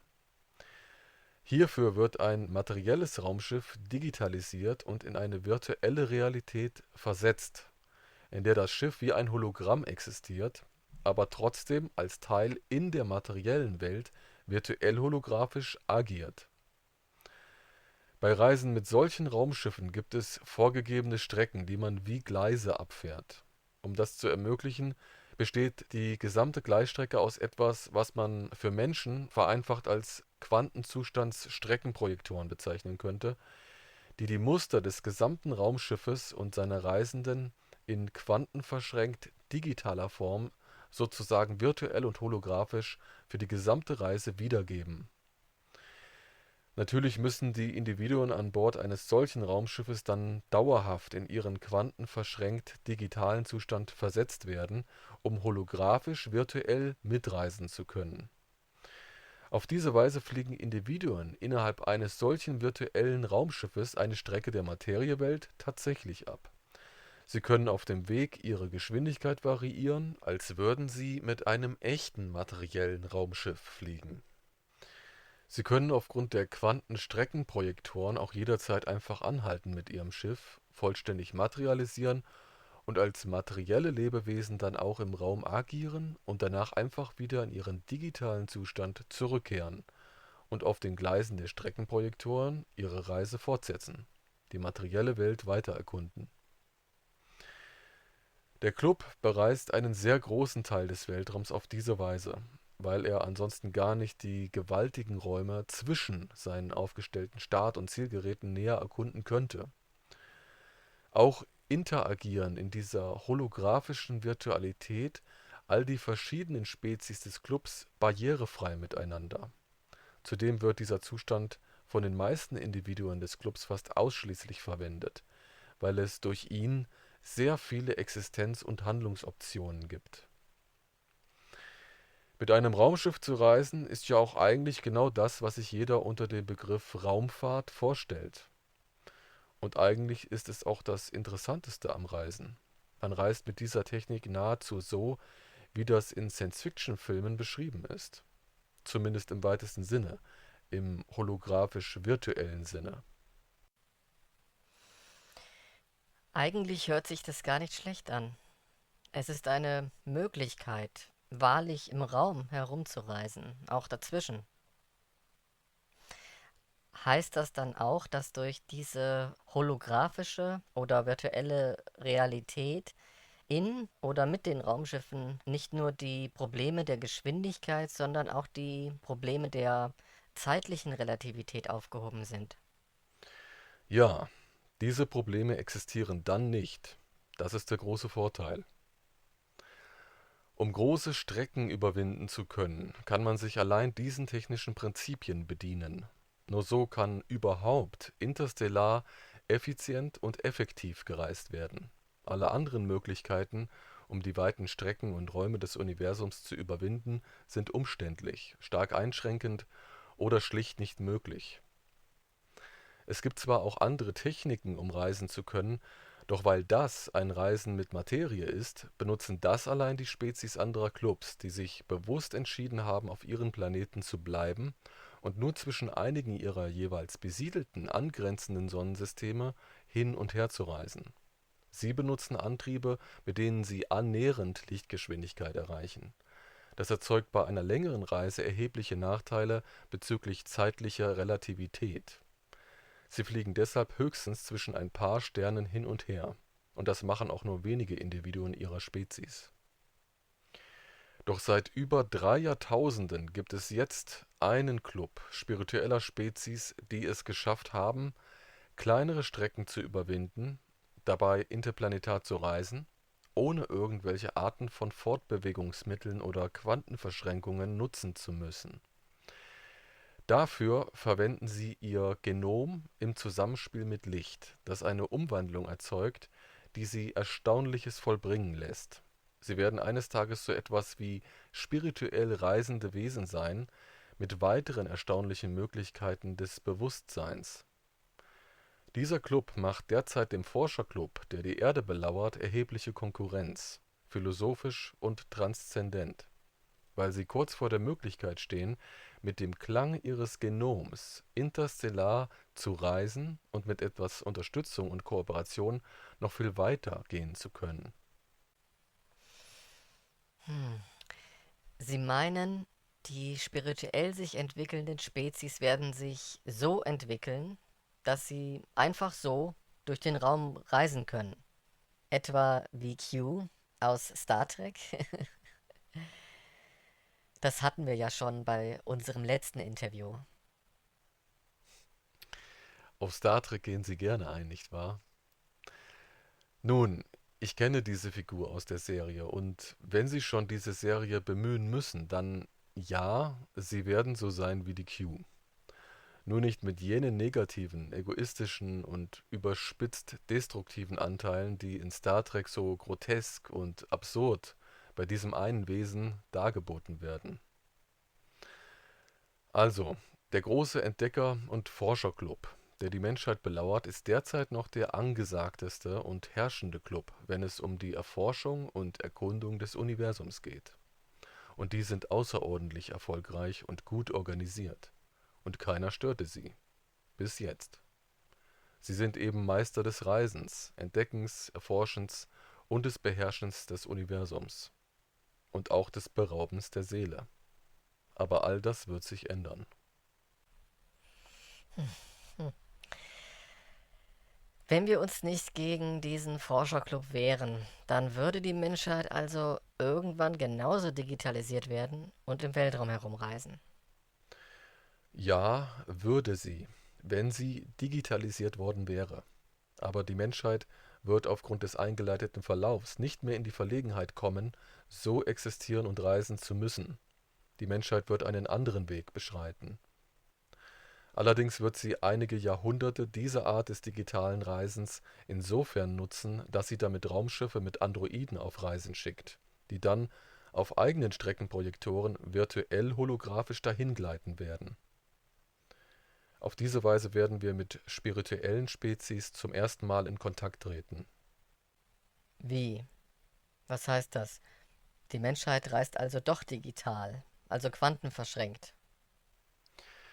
Nein, die Menschheit selbst nicht. Die Menschheit wird künstliche Wesen bauen, Holoroboter ohne Bewusstsein, die in einem virtuell-digitalen Zustand in quantenverschränkten Raumschiffen auf Reisen durch den Weltraum geschickt werden. Diese hohlen Roboter ohne Bewusstsein werden dann live von uns auf Erden gesteuert, wie eine Drohne, ein Avatar oder ein Android.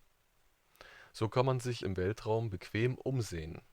Spirituelle Spezies nutzen diese Methode ebenfalls, um im Weltraum interstellar herumzureisen. Man braucht nicht selbst zu reisen, nicht selbst digital werden, um im Weltraum aktiv werden zu können. Nach einer Episode des Umsehens im Weltraum wird die Menschheit und weitere spirituelle Spezies dann eine ganz andere Seinsebene betreten. Und dafür wird vor allem die Menschheit sehr wichtig sein. Gut. Da drängt sich mir jetzt noch eine Frage zu der Funktionsweise dieses Reisens mit Quantenverschränkung auf. Sie sagten ja, dass die Spezies dieses Clubs ein Gerät bräuchten, um sozusagen ein Individuum an einem anderen Ort als äh, quantennegativ materialisieren zu lassen. Wie bringen diese Spezies denn dann das Gerät vorher dorthin, wo sie hinwollen? Das geht ja dann nicht mit einem Quantenteleporter.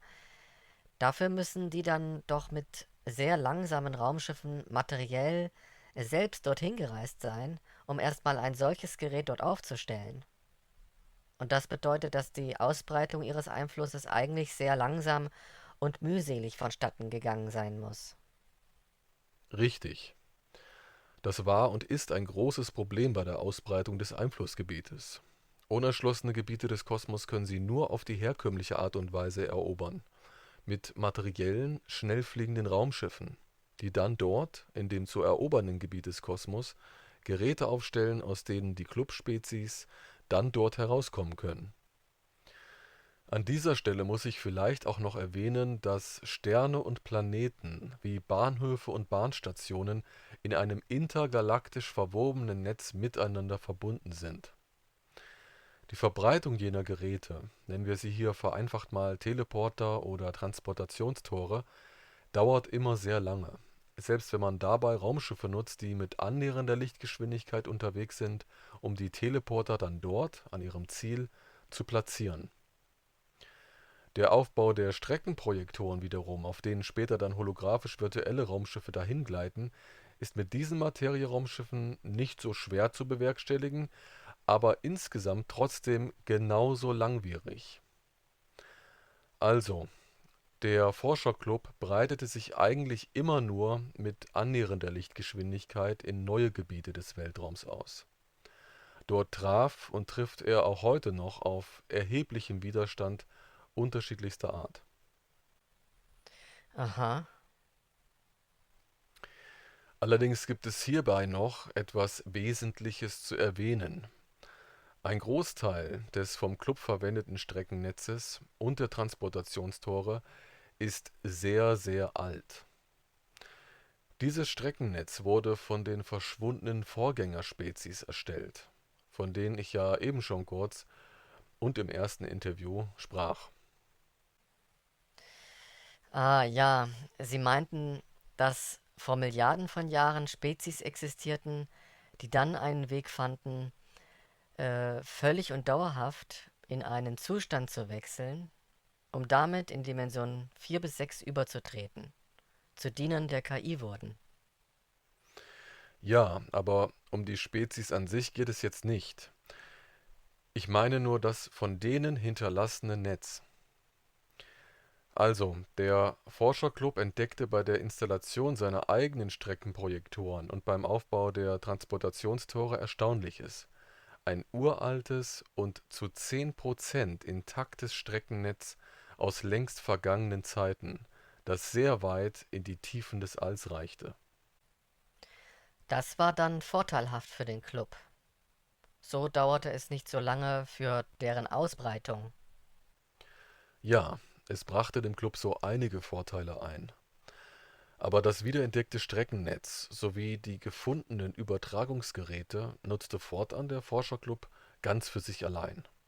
Das handhabte er deshalb so, weil den spirituellen Spezies nach den Kriegen das quantenverschränkte Reisen mit Avataren oder Androiden im Netz des Clubs sowieso generell verwehrt war. Im Gegenzug gab es seitens des Forscherclubs das Versprechen, jene spirituellen Spezies nicht mehr zu beeinflussen oder digitalisieren zu wollen. Das waren die Absprachen zwischen den unterschiedlichen Clubs und Spezies nach ihren Kriegen. Und das wandte man aufgrund dieses Friedensvertrages später dann auch für die Nutzung des wiederentdeckten Netzes an. So gab es zwar Frieden und Toleranz, aber auch nie einen Zugang zu irgendeinem Netz für diese spirituellen Spezies. Auch durfte es keine Ausnahmen für die Digitalisierung einzelner Individuen spiritueller Spezies mehr geben.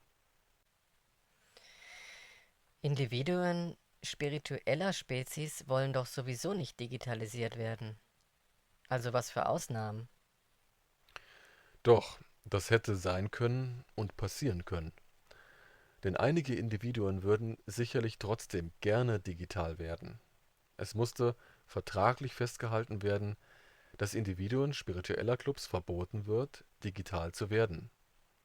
Das gilt heute als Leitlinie für diese Clubs, damit eine spirituelle existierende Spezies als Ganzes davon nicht abweicht.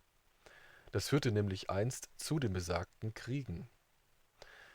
Also legte man Richtlinien und Ausschlusskriterien auf beiden Seiten verbindlich fest, auf Seiten des Forscherclubs und seitens der spirituellen Clubs.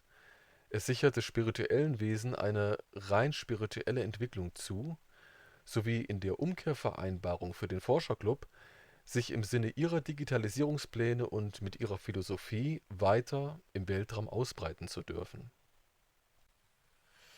Verstehe. Aber dann sind diese spirituellen Clubs mit ihrer altmodischen Weltraumfahrt völlig von weiten interstellaren Reisen ausgeschlossen und abgeschottet.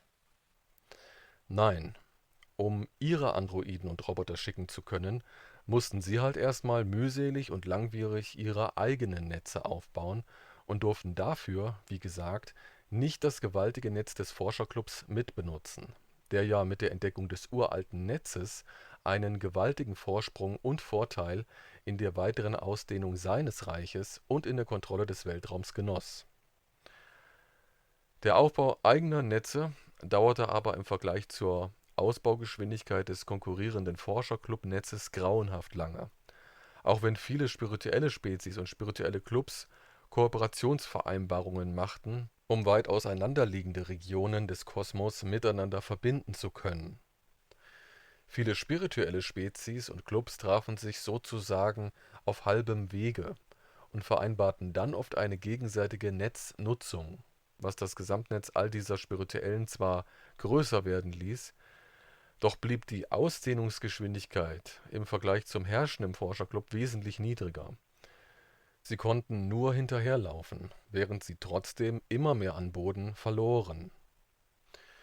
Doch es hat sich etwas verändert, was im Zusammenhang mit den Erfolgen eines spirituellen Clubs steht, der herausgefunden hat, das analoge Genom nicht nur für sogenannte übersinnliche Erfahrungen und die Ausprägung übernatürlicher Fähigkeiten zu nutzen, so wie es grundlegend ja alle spirituell forschenden Spezies machen, sondern das Genom nun auch im Zusammenhang mit Licht bald für eine spezielle Form der Fortbewegung und weiterer grenzüberschreitender Fähigkeiten zu nutzen.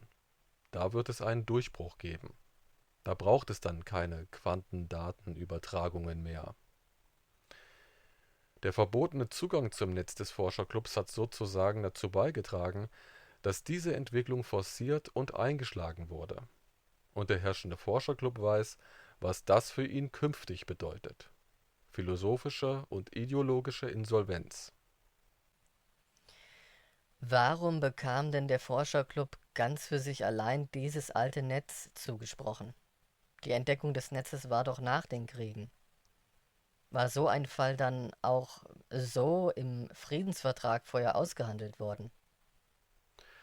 Nein, der Forscherclub bekam es nicht zugesprochen, aber da in den einzelnen Friedensverträgen mit spirituellen Spezies und Clubs ausgehandelt worden war, dass spirituelle Spezies oder Clubs das Netz des Forscherclubs nicht oder nicht mehr mitbenutzen dürfen, betraf das auch indirekt die Mitbenutzung bzw. den Anspruch auf dieses alte Netz. Als dieses Netz entdeckt wurde, gliederte der Forscherclub es sofort einfach seinem Netz an. Da wurde gar nicht mehr im Nachhinein mit den spirituellen Spezies drüber verhandelt. Gegenüber den Spezies und Clubs, mit denen der Forscherclub einst im Krieg lag, ist das ja auch eigentlich relativ verständlich. Der Forscherclub nahm sich natürlich auch deshalb dieses alte Netz, weil verhindert werden sollte, dass einer spirituellen Spezies zu viele technische Ausbreitungsmöglichkeiten gegeben würden. Denn der Forscherclub muss aufgrund seines digitalen Quantennotstands stets bestrebt sein, sein Reich störungsfrei und möglichst schnell auszudehnen. Da ist es äußerst schlecht, Spirituellen irgendwelche Rechte einzuräumen, weil die sich gerne in intergalaktische Beeinflussungen des Forscherclubs eingemischt haben. Auch deshalb gab es vor dem Großen Krieg immer wieder kleinere Kriege zwischen Spirituellen und dem Forscherclub. Jetzt gibt es all diese Verträge und Reglements. Okay, das heißt, spirituelle Clubs oder spirituelle Spezies reisen jetzt mit so etwas wie Avataren durch den Raum. Und die schicken sie durch ihre eigenen im Universum erzeugten Netze und ihre verteilten Transportationstore. Was ist mit diesen Spirituellen jetzt? Mischen die sich jetzt wieder in fremde Angelegenheiten ein? Ja, auch diese spirituellen Spezies mischen sich derzeit, also seit einigen Tausenden von Jahren, passiv in die Geschicke intelligenter Spezies ein. Jetzt geht das endlich wieder.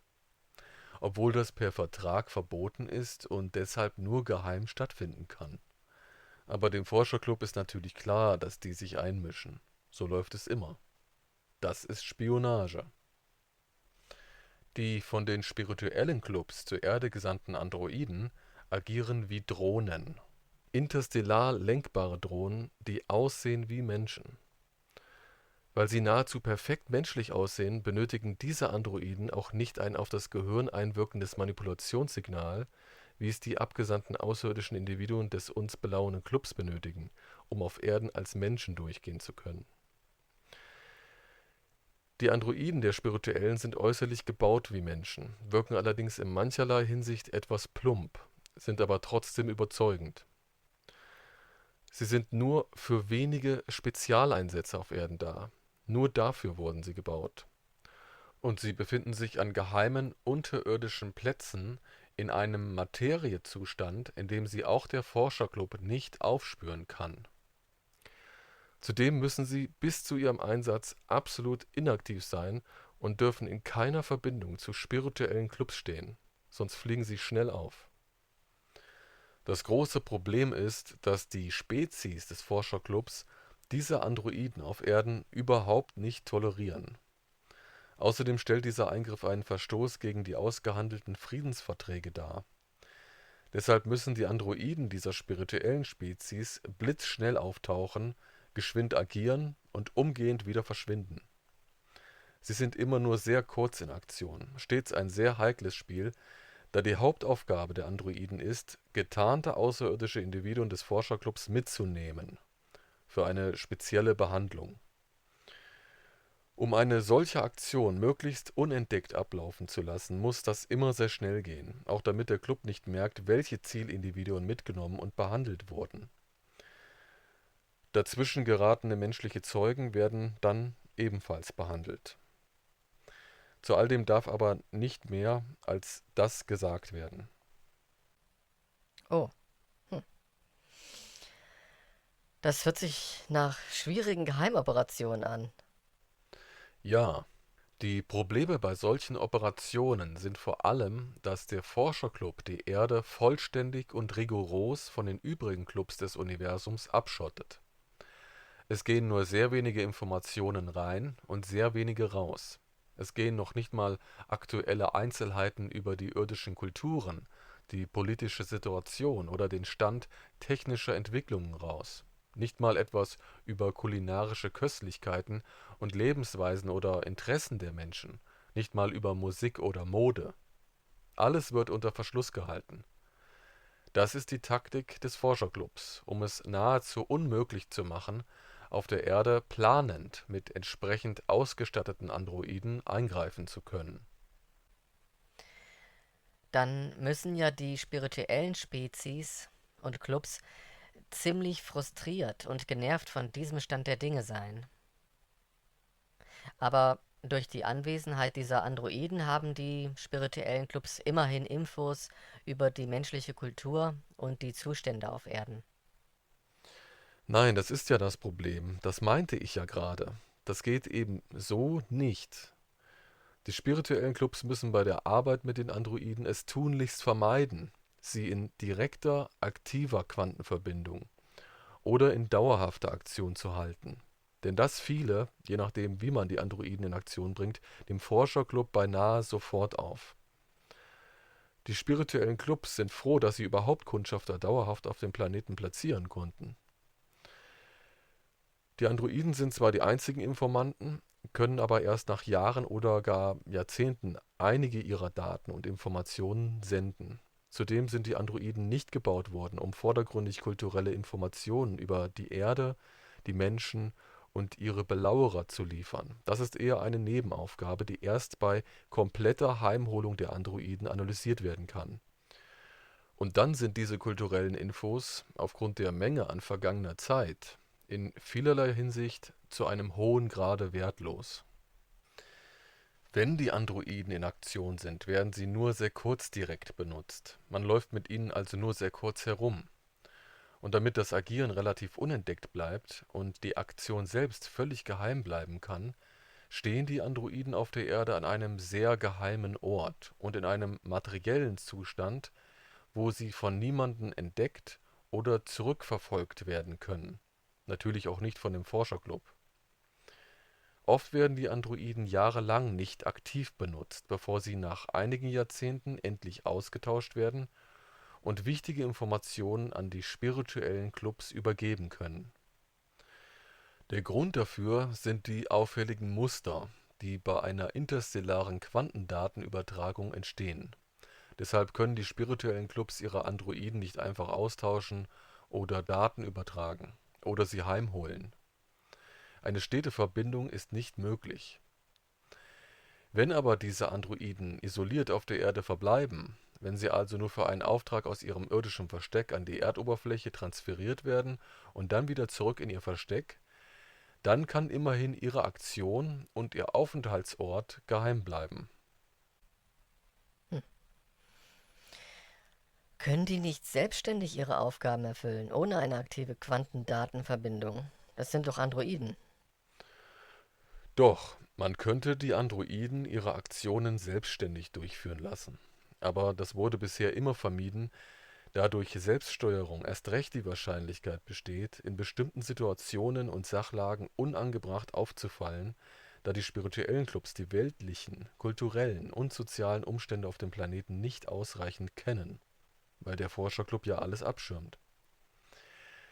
Durch fehlende Details könnte das Androidenprogramm eventuell in manchen Situationen nicht sachgemäß reagieren, wodurch die Androiden während ihrer Tätigkeit plötzlich auffallen würden, also gegenüber außerirdischen Individuen auf Erden. Und es kann und darf keine solchen Fehler bei diesen Operationen geben. Dann wäre es mit den Eingriffen aus. Und es gäbe womöglich erhebliche Schwierigkeiten zwischen den Spirituellen und dem Forscherclub.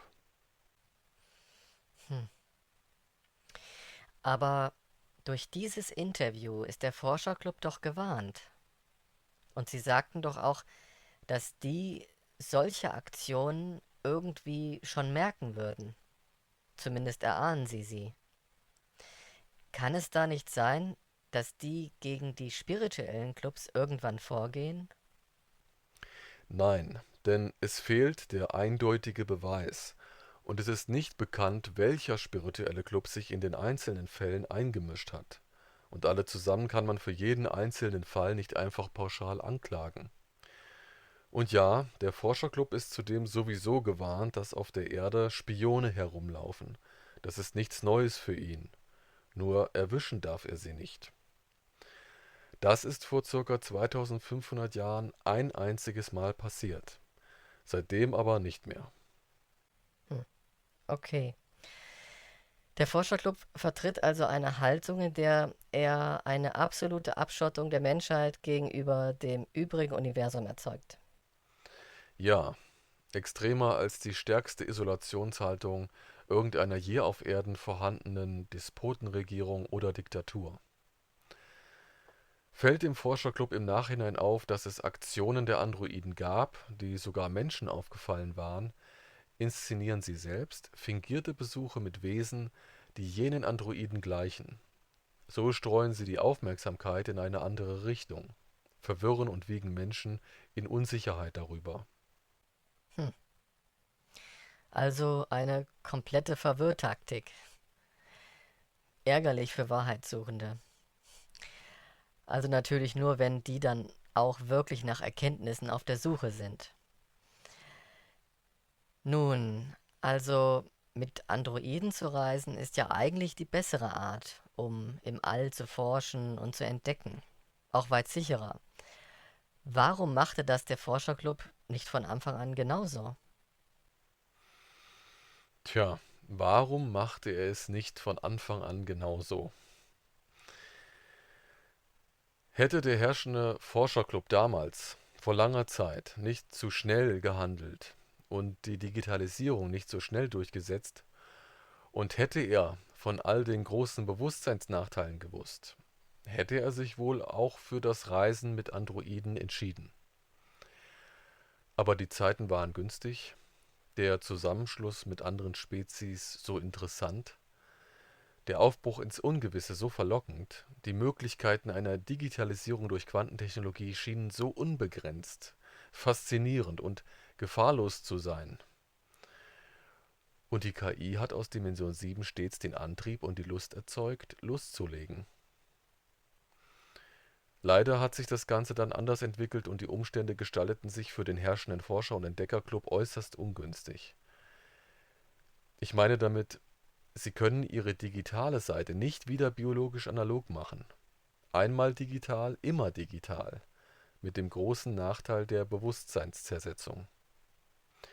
Allein deshalb schon hat sich das Warten für die Spezies spiritueller Clubs gelohnt, beziehungsweise die späte Geburt anderer Spezies. Hinzu kommt, dass derzeit neue, sogenannte genomaktivierende Techniken im Entstehen begriffen sind. Dabei wird es allein mit dem biologischen Genom möglich sein, zu reinstem Licht eines anderen Quantensystems zu werden, in ein anderes, sozusagen offenes Weltensystem zu gelangen, um von dort an jeden Punkt unseres materiellen Universums reisen zu können. Auf dieser Grundlage wird man auch dem siebendimensionalen Gesamtgefängnis eines Tages vollständig entkommen können. Und aufgrund all dieser spirituellen Entdeckungen und Neuerungen innerhalb des materiellen und geistigen Daseins werden die Spezies des Forscherclubs innerhalb der nächsten 1000 Jahre im Absteigen begriffen sein. Eine grausige Daseinskatastrophe für sie. Doch es kann eine Rettung ihrer Bewusstseinszustände gestartet werden. Es kann nach einem Ausweg gesucht werden. Ob das klappen wird, steht offen.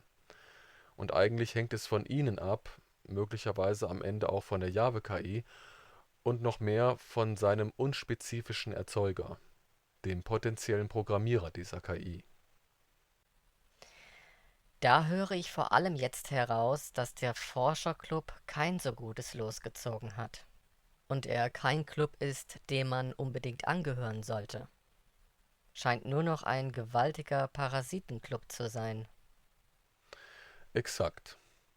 Im Geheimen dreht es sich für den Forscherclub nämlich nicht mehr um das vorrangige Ziel der Digitalisierung von Spezies, sondern mindestens genauso stark um eine effiziente Ausbeute an Quanten.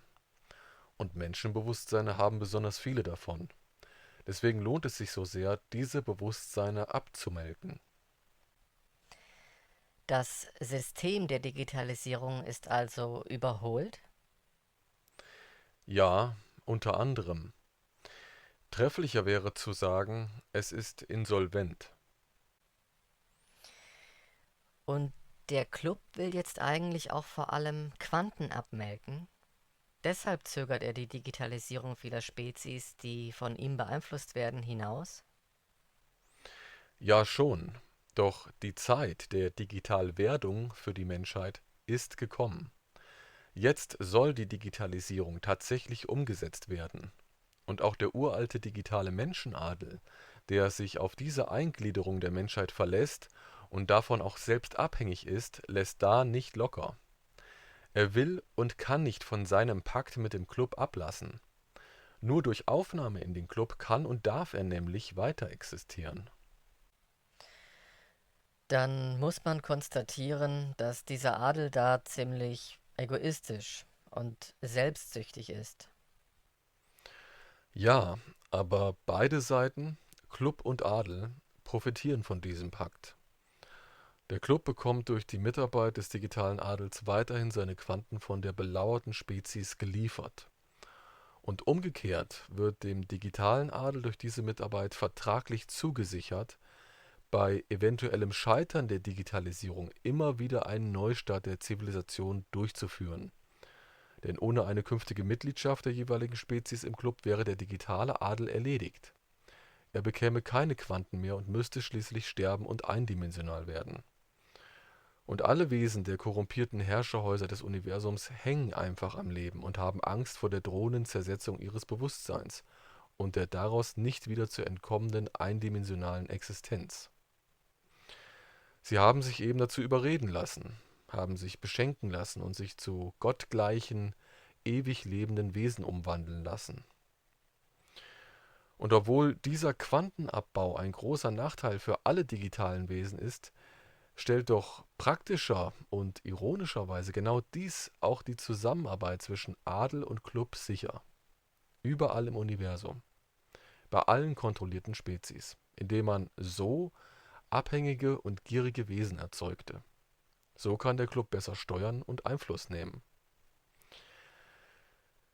Digitalisierung ist für jedes Lebewesen aber immer ein großes Problem. Für spirituelle Lebewesen vielleicht noch mehr. Denn spirituelle Wesen werden immer in derselben Spezies wiedergeboren. Jeder Mensch wird als Mensch wiedergeboren. Wir sind mit unserem jetzigen Leben sozusagen nur auf der Durchreise. Und insbesondere deshalb sollte die Verhinderung der biologischen Digitalisierung der Menschheit auch jedem Menschen persönlich sehr am Herzen liegen. Fasse ich mal zusammen. Auf diesem Planeten laufen Menschen herum, die seit langem tot sein müssten, aber durch diese Digitaltechnik ewig leben können. Und die helfen bemüht dabei mit, die Menschheit in die digitale Richtung zu stoßen, um selbst so weiterleben zu können wie bisher. Ja, Sie sind uralte adlige Herrscher aus weit vergangenen Zeiten. Der Kern und Kopf kommt aus der ersten untergegangenen hochtechnologischen Globalzivilisation vor zahlreichen Tausenden von Jahren, weitere aus der darauffolgenden hochtechnologischen Globalzivilisation und wieder andere aus daran anknüpfenden kulturellen Hochzivilisationen. Und davon gab es einige. Diese Leute sind der Kern. Es kamen und kommen aber immer wieder welche dazu, werden also digital gemacht. Wenn sie heute auftreten, wird durch epigenetische Veränderungen lediglich ihr Aussehen und ihre Statur vorübergehend etwas moduliert, angepasst, damit anhand von Fotos oder anhand alter Gemälde heute zumindest nicht auffällt, wer sie vor relativ kurzer Zeit noch waren. Also falls sie genötigt sind, heute in der Öffentlichkeit aufzutreten, sich zeigen müssen, zum Beispiel weil sie jetzt langfristig als einflussreiche Figuren agieren müssen. Heißt das, die agieren jetzt als sichtbare Adlige der heutigen Königshäuser? Sie erwähnten ja im letzten Interview, dass der digitale Adel in den untergegangenen hochtechnischen Zivilisationen die Hohepriesterschaft übernahm. Besetzen Sie heute also etwas Ähnliches? Religiöse Institutionen? Ja, religiöse Institutionen lenken sie immer. Persönlich darin aufzutreten, vermeiden sie eher. Bei hohen religiösen Ämtern variiert das. Es hängt von der von ihnen konstruierten Weltlage ab, ob sie dort selbst auftreten oder nicht. Und nein, im Adel von Königreichen, Ländern und Staaten befinden sich diese digitalen Adligen eher nicht. Nur ihre analogen Blutslinien agieren dort, ihre sterblichen Abkömmlinge. Diese analogen Linien dienen heute aber vor allem in ganz anderen Bereichen zur Beeinflussung der Weltgeschichte und weniger bis gar nicht als Könige oder Herrscher. Viele dieser sterblichen Abkömmlinge sind aber auch gar nicht richtig eingeweiht in ihre Abstammung und den digitalen Hintergrund ihrer Vorfahren und Erzeuger. Also sind es Blutsverwandte, analoge Blutsverwandte von diesen digitalen Adelsmenschen, die die Welt mitgestalten und bestimmen. Ja, das dient der besseren Kontrolle, weil auch ihre Genetik, also die der Analogen, durch diese Abstammung vom digitalen Adel passend zurechtgeschustert ist, um über sie eine dominante und absolute Beherrschung der Welt zu gewährleisten. Ich berichtete ja schon, die Digitalen haben einige Gene implantiert, die sie zu kühlen und beherrschenden Menschen machen. Gene der Gründerspezies des Clubs. Und diese speziellen Gene haben auch die analogen Abkömmlinge, die die Welt lenken. Hm.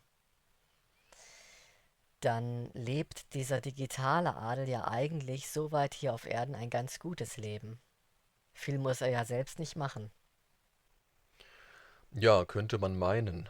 Aber einige Individuen des uralten digitalen Adels, einige der ersten digital gemachten Menschen, spürten bereits von Anfang an, seit nunmehr fast 30.000 Jahren, die Bewusstseinszersetzung am eigenen Leib.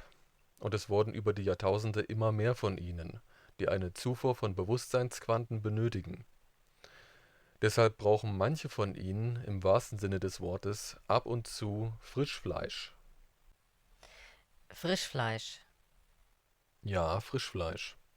Diese Bezeichnung ist jetzt kein metaphorischer Ausdruck, sondern trifft exakt den Kern ihres Strebens um Bewusstseinsquanten. Je reiner die Seele des Opfermenschen, je unverschlossener der freie Wille, desto besser für sie. Umso mehr Quanten können abgeerntet werden, weit mehr als durch den automatischen Zufuhrprozess des Clubs. Der uralte digitale Menschenadel ist eigentlich arm dran, denn sie sind zu Zombies geworden, Vampire, die wie die Individuen des außerirdischen Forscherclubs Bewusstseinsquanten von Lebewesen benötigen, um materiell und geistig weiter existieren zu können. Oh, Ja, oh. Eine digital existierende Menschheit würde natürlich dann nicht auf diese Weise Quanten absaugen, wie es der digitale Adel derzeit auf Erden ab und zu mal mit einem Opfer tut, um an einen großen Batzen an Quanten zu kommen. Die Menschheit würde also nach ihrer Digitalisierung und dem Einsetzen des Quantenzerfalls nur abmelken, direkt von anderen intelligenten Lebewesen auf Planeten und Monden, also niemanden töten. Trotzdem würde sie damit ein bewusstes, intelligentes Lebewesen ausbeuten, es seiner willentlichen Entscheidungen, Entwicklung, Lebensplanung und Perspektiven berauben. Das hört sich ja an, als ob die Geschichten von Vampiren wahr seien oder zumindest einen wahren Kern hätten.